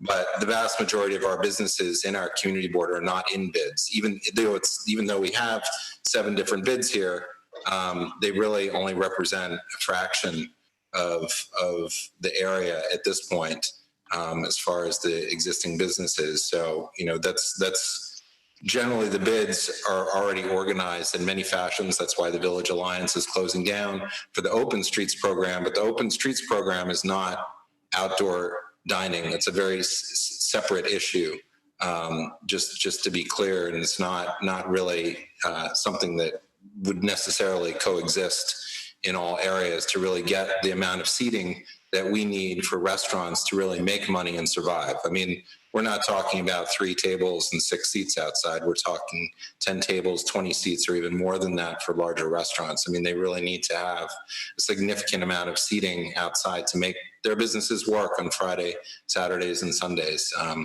You know, it's a very different time that we're in, and we're not having, no tourists are coming anytime soon. You know, the seating has to be inviting for our local communities, you know, and the people who are here to really come out and eat, you know, and so that's really important that we look at all the options that are available there to really make this happen. I mean, the numbers are staggering when you listen to the, you know, experts, whether they're self-appointed or not, of how many businesses are expected not to succeed. So we want to make sure that enough can try and see how it goes forward for them. So that's,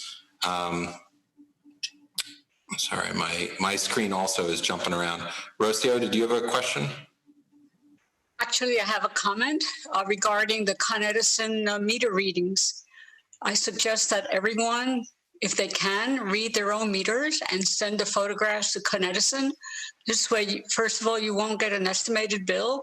And number 2, you won't get a huge bill when they finally do read the meters, because it'll be harder to pay a huge bill than if you pay in increments of whatever it is your consumption. So I think it's a good idea for everyone to think about that and actually do it. Great, thanks. So I think that's, I don't see any other hands up, so we're gonna move on to the business session. We are not gonna be approving the April minutes because they have not been sent out to you from what I understand, so we will vote on that next month. We're going to move on to the standing committee reports and other business. We're actually going to take, we're going to do the, I guess we'll want to propose that we do a block vote at the end, but we also should be taking attendance now.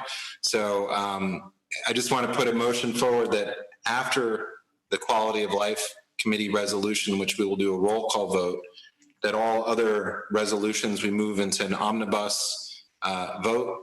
And if anybody would like to call something out as we're moving along, they're certainly welcome to, and we can have a separate vote. But in the interest of time, we can just move each committee's resolutions into an omnibus block and then vote on that at the end. Is everybody in favor of that? Can somebody second? Second. I second. All right. So all in favor? Aye. Okay. Aye. All right, so I don't hear any opposition, so we're going to move to Joe. You had one resolution. Are you with us, Joe? Yes, I'm here. How are you? Hey, Joe. How are you? Hi, everyone. Good.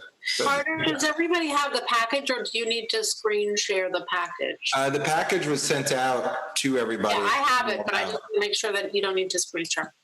Yeah, I think, you know, sometimes I think people like to see each other as we're discussing this instead of the just the screen shares. I don't know. If people want it, we can discuss that executive if people don't like that. But go ahead, Joe. Okay, so we just had one application. It's Blue Bottle Coffee for application for revocable consent to operate an unenclosed sidewalk cafe for Blue Bottle Coffee at 2 Astor Place between Broadway and Lafayette Street with 3 tables and 6 chairs. And we didn't have a quorum, so this will be put on the floor as a recommendation to be adopted. We recommended approval for this application unanimously. Would somebody like to second that, putting it on the floor? Second. Okay. Is there any discussion on Blue Bottle Coffee Inc. at 2 Astor Place for 3 tables and 6 chairs? All right. I don't see anybody wanting to discuss that. Is there any objection to voting?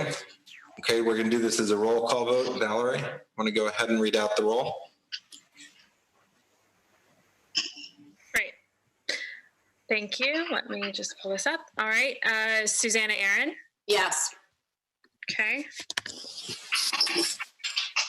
Akila as Kui.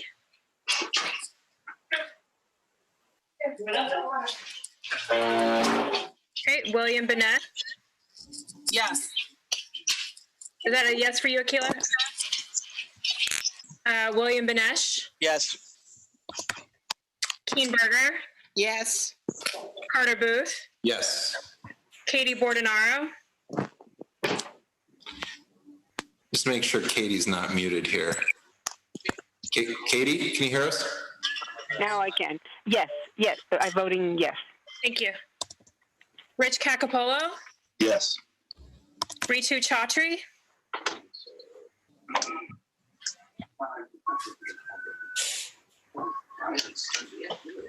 Okay.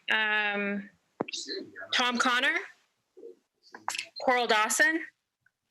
Yes. Valerie De La Rosa, yes. John Paul DeVerna. Yes. Sorry, this is Ritu again. Did you get me? I did not get you. Oh, I voted yes. Yes, okay, thank you. Doris Seether. Yes. Thank you. Bob Ely. Yes. Mar Fitzgerald. Yes. Cormac Flynn. Yes. Joe Gallagher. Yes. Susan Gammy. Yes. David Gruber. Yes. Wayne Kawadler. Yes. Susan Kent. Yes. Janine Kiley. Yes. Betty Kubavi Weiss. Yes. Patricia Laria. Yes. Michael Levine. Yes. Janet Liff. Yes. Ed Ma. Maud Marin. Matthew Metzger. Yes. Okay. Daniel Miller. Yes. Brian Pape. I vote yes. Donna Raftery. Yes. Lois Rakoff. Yes. Thank you. Bo Riccobono. Yes. Robin Rothstein. Yes. Andy Russo. Yes. Rocio Sands. Yes. Scott Sartiano. Shirley. Yes. Thank you, Scott. Shirley Secunda. Yes. Thank you. Kristen Shea. Yeah. Thank you. Frederica Siegel. Georgia Silvera Siemens. Yes. Thank you. Dr. Shirley Smith. Yes, can you hear me? Yep, I got you. Thank you. Chenault Spence. Yes. Thank you. Kathy Sullivan. Eugene Yu. Oh, yes. Susan Winberg. Yes. Anthony Wong. Oh, yeah. Adam Zeldin. Yes. Okay. I see that Kathy, can you unmute yourself? Let me just check because she signed in. Kathy, are you with us? I am here. Okay, so you're voting yes? I'm muted. Yeah, well, you can unmute yourself. Okay. So that's 45 yes. Val, you didn't call my name on the yes. Amy. Oh, sorry, Amy. That's okay. No problem. Thank you. I marked you down. Okay, got it. And I've also see Frederica is on and she did not vote. Frederica, are you with us? Yes, I did vote. Oh, you did? Okay. I did. Thank you, though. That's 46 yes. Okay. Great. Thanks. All right. So we've done that. Now we're going to move on to landmarks. Chenault. Chenault, you're muted. Unmute yourself. I hit it twice. We have resolutions. The second one was laid over or canceled or something. First is 186 Sullivan Street, application to add a rooftop structure to an existing 3-story townhouse. This is at the northeast corner, roughly, of the McDougal-Sullivan Gardens. And it, if I'm not mistaken, was the first landmarked thing in our district. And we took special note of the character of it, and it's pristine donut and the visibility of the donut. The recommendation is to approve it, and that the commission should take great care to see how it lies within the donut, and that it is in general in sympathy with the existing other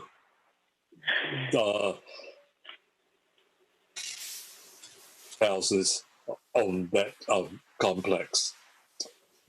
It was unanimous.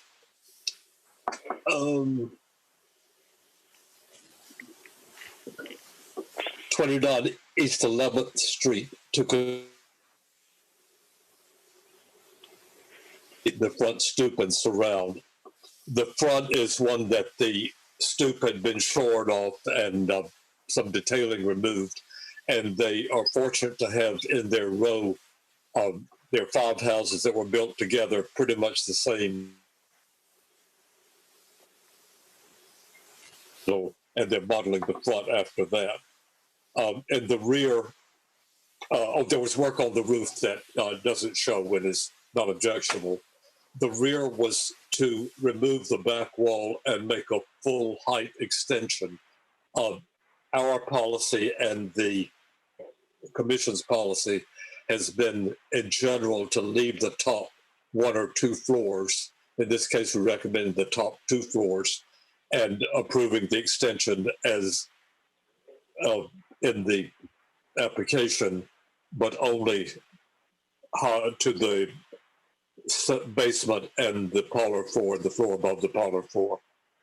8 in favor, and Brian was opposed. That's it. Thanks, Chenault. Is there any discussion?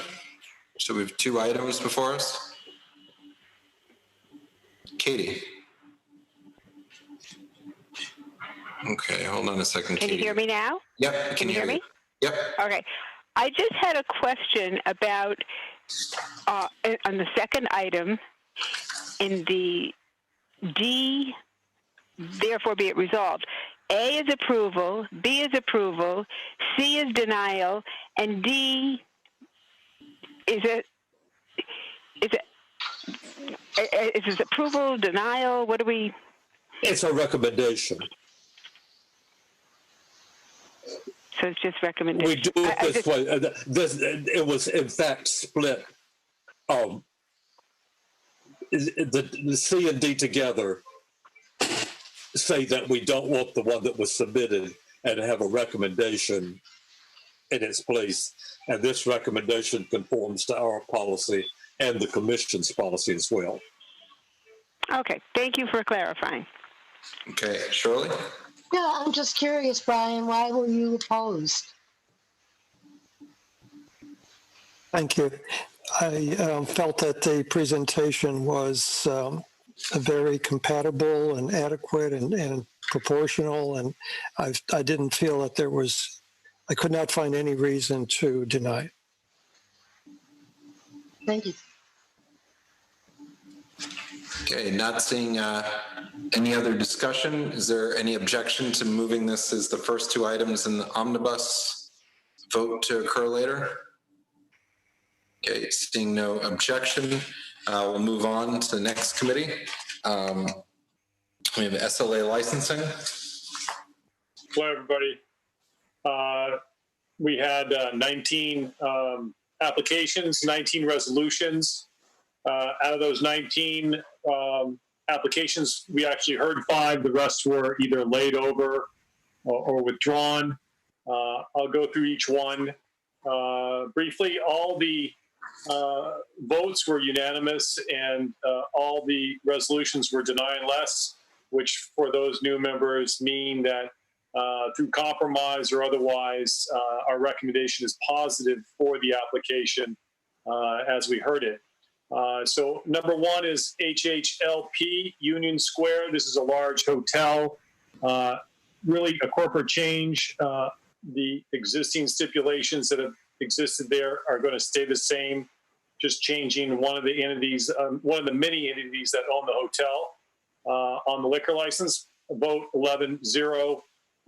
Number 2 is Dahan Hospitality. This is a small little cafe that's opening up on Greenwich Avenue, Cafe Aron, and restaurant wine license stipulations, denying less resolution and unanimous vote. Number 3, Josan and Josan Taco Mahal on 7th Avenue South. You folks some may be familiar with this location. It's they sell tacos, or it's really Indian food tacos. And again, it's just a corporate change.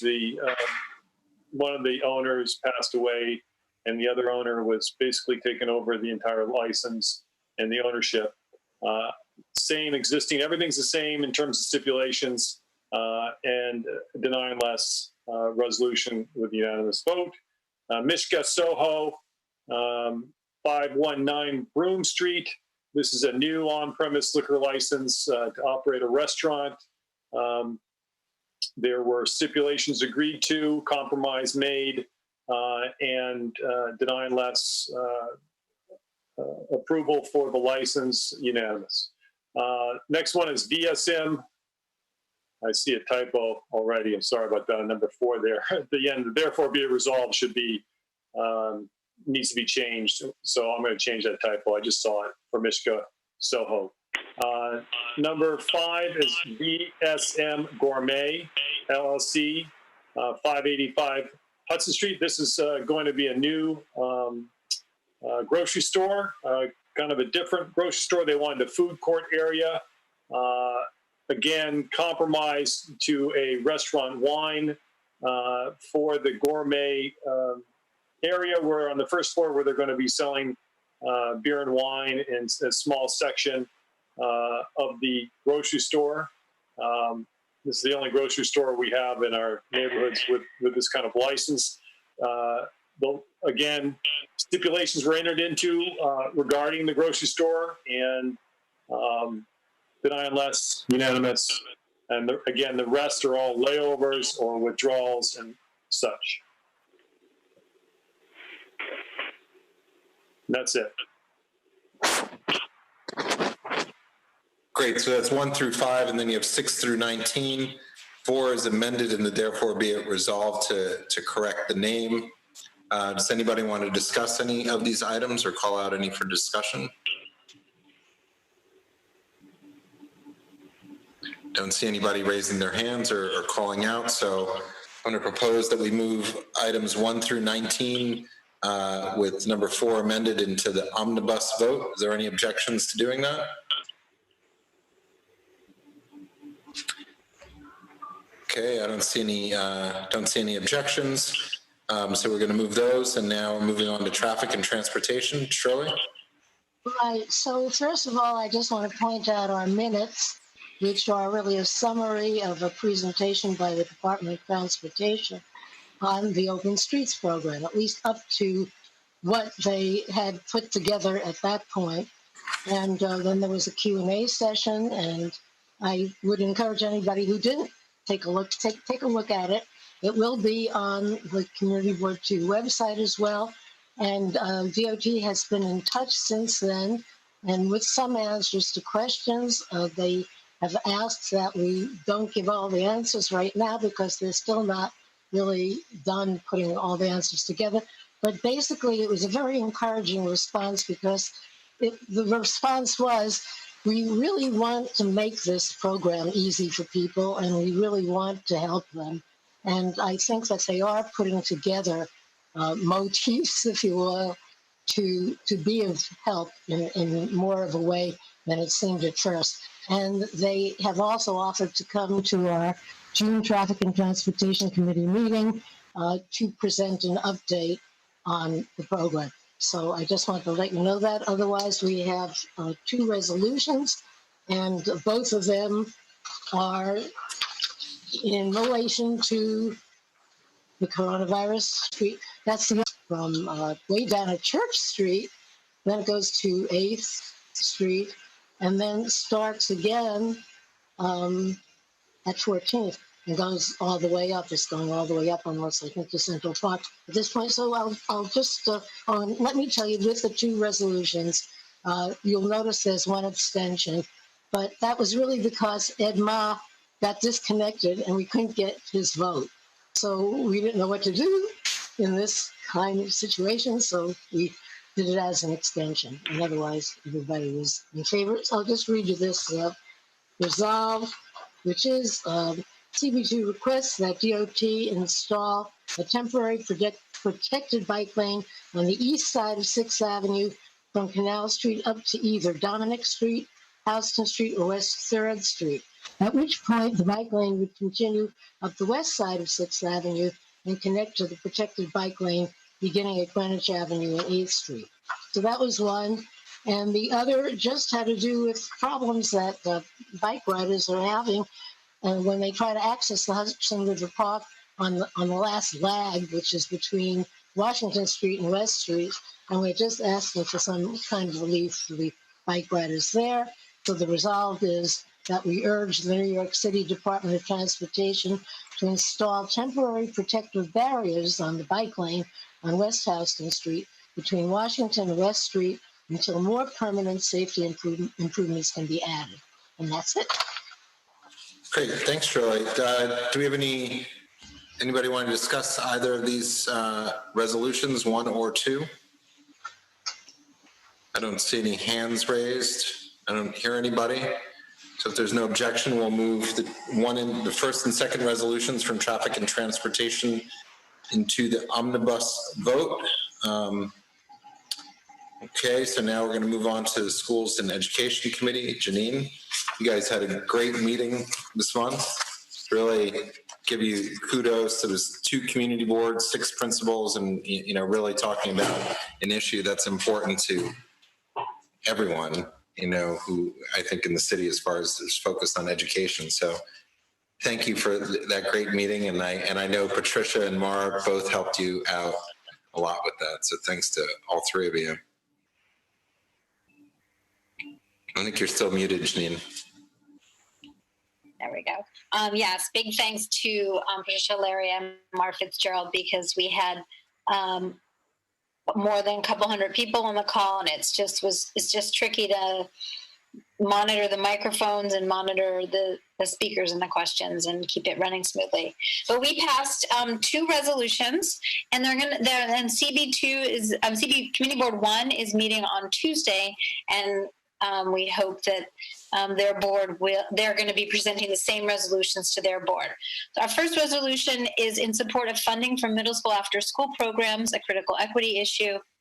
Therefore, be it resolved that Community Board 2 urges the Department of Youth and Community Development to reimburse Sonic expenses for July and August 2020 to ensure that middle school after school providers are able to deliver robust, engaging, and safe programs for the start of the 2020 school year, particularly for working families and our most vulnerable students who rely on free, high-quality after-school programs. And this passed our committee unanimously. Our second resolution is in support of policy and resources to implement remote/hybrid learning 3.0 and opposition to in-school budget cuts. This is a little bit long, but we urge the New York City Department. We therefore be it resolved that Community Board 2 urges the New York City Department of Education to solicit and incorporate feedback beyond its online survey from administrators, teachers, community boards, community education councils, and after-school providers on the safe reopening of schools and delivery of education. 2, urges the DOE to release its policy for remote learning as soon as possible. 3, insists that the DOE implement bold strategies to reduce the digital divide, including ensuring that every student has a remote learning device, including providing laptops with keyboards for middle and high school students, providing access to high-speed broadband, particularly in low-income communities and for students living in transitional housing. C, requiring that plans to reduce the digital divide drive purchasing decisions and not the other way around. And D, partnering with private sector companies, internet providers, and foundations.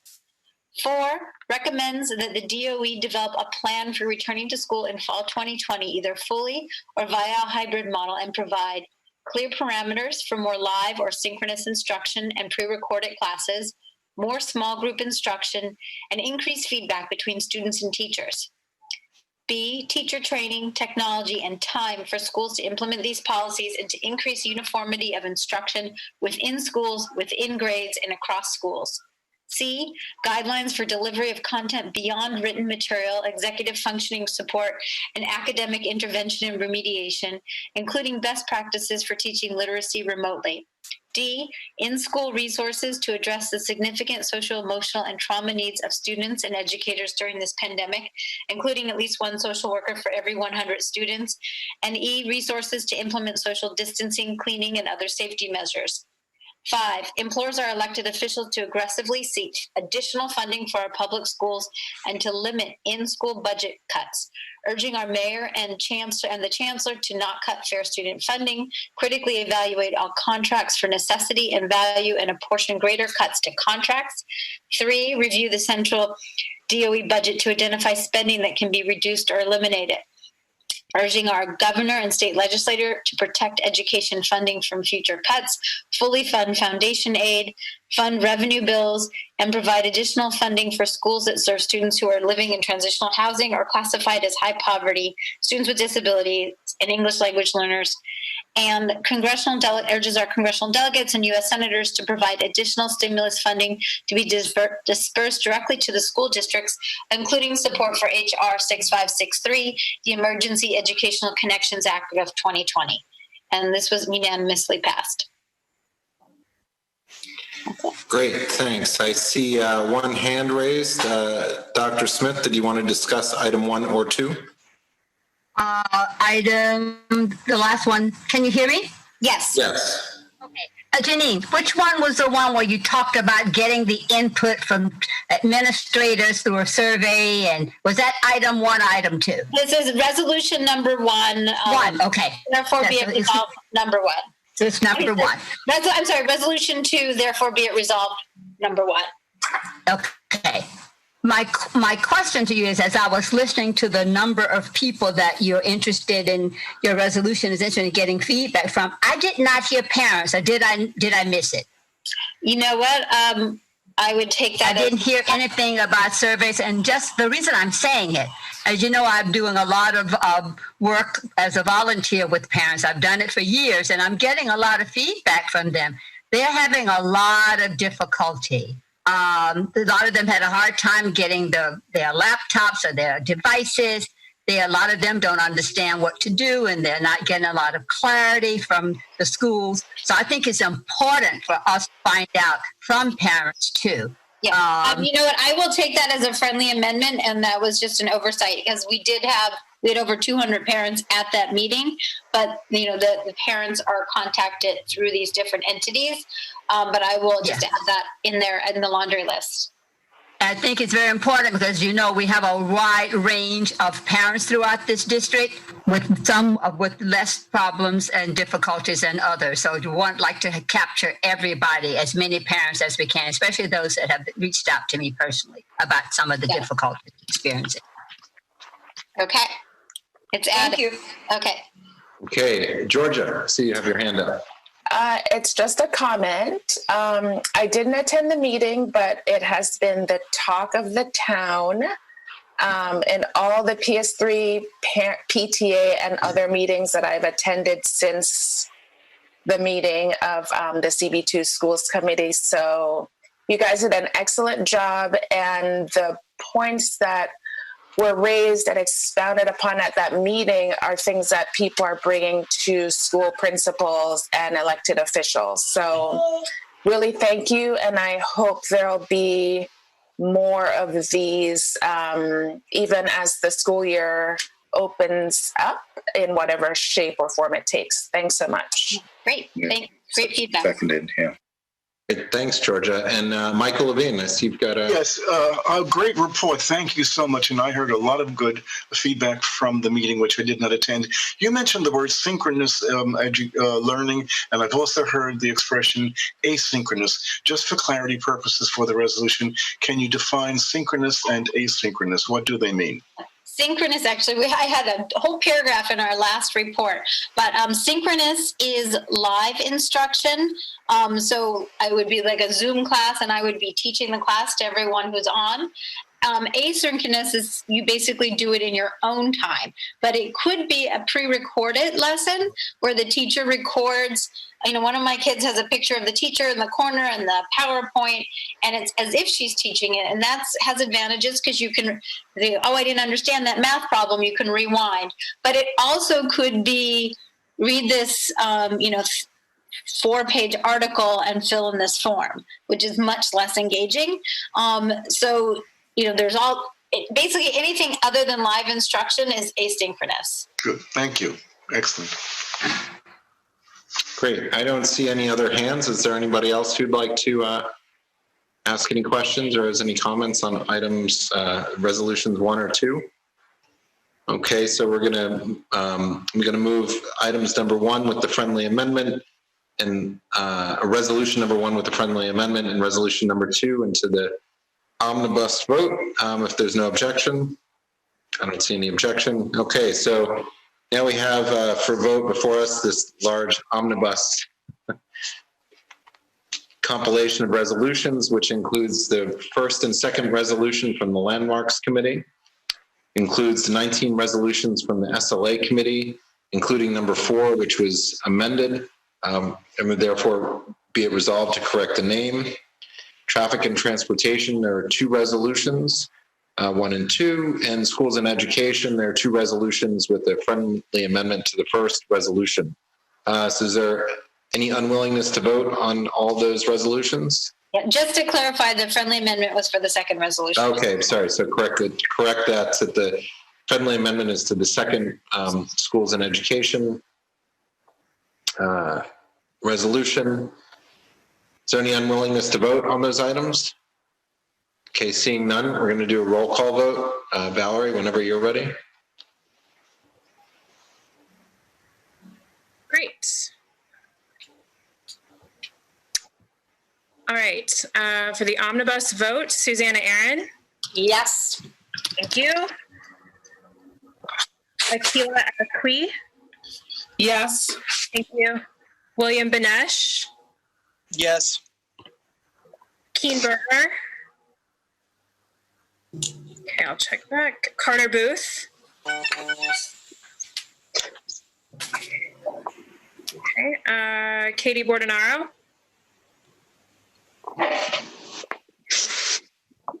Did you hear me? I did not. Yes. Thank you. Yes. Yes. Okay, Anita is away. Amy Brenna. Yes. Thank you. Rich Cacapolo. Yes. Ritu Chaudhry.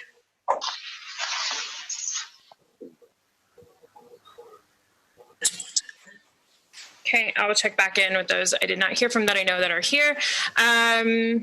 Coral Dawson. Sorry, Valerie, did you get me? Sorry. Apologies. Okay. Valerie, it's Coral. Yes. Yes, okay. Ritu, is that a yes, no, or abstain or recusal? It is a yes. Thank you. Valerie De La Rosa, yes. John Paul DeVerna.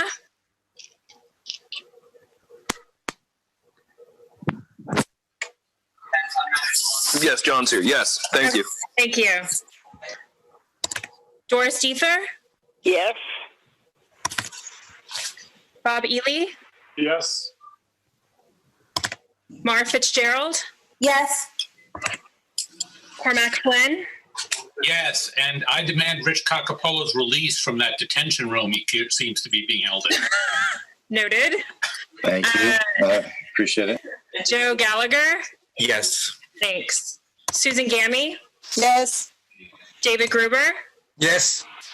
Wayne Kawadler. Yes. Susan Kent. Yes. Janine Kiley.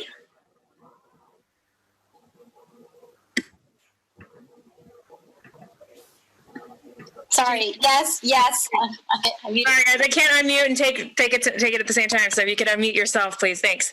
Betty Kubovi Weiss. Yes. Thanks. Patricia Larea. Yes. Michael Levine. Yes. Janet Liff. Yes. Ed Ma. I hear he's on the phone. Ed Ma. Okay. Continue. Matthew Metzger. Yes. Thank you. Daniel Miller. Yes. Brian Pape. No on number 2, landmarks. Yes on everything else. Okay. Donna Raftery. Yes. Thank you. Lois Rakoff. Yes. Can you hear me? Yes. Thank you, Lois. Bo Riccabona. Yes. Robin Rothstein. Yep. Sandy Russo. Yes. Rocio Sands. No on the 2 landmarks and everything else, yes. Okay. Scott Sartiano. Yes. Thanks. Shirley Secunda. Yes. Okay. Kristen Shea. Yes. Frederica Siegel. Yes. Thanks. Georgia Silvera Siemens. Yes. Dr. Shirley Smith.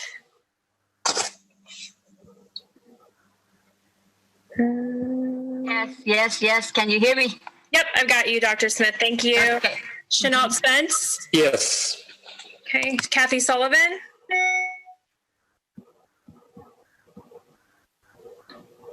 Kathy Sullivan. I'm here, yes. Okay, thank you. I'm voting yes, if you can hear me. I've got you. Thank you. Okay. Eugene Yu. Yes. Thanks. Susan Wittenberg. Yes. Thanks. Anthony Wong Yes. and Adam Zeldin. Yes. Okay, I'm going to go back through. There was people that I know are here. Keen Berger. She's not. You see me? Yep, I see you. Yes? Yes. Okay, thank you. Carter?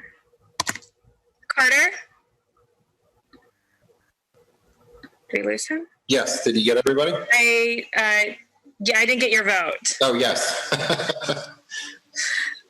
Okay, so that is 47 yes with 2 exceptions, 2 no's on landmarks, 1 from Brian Pape and 1 from Rocio Sands.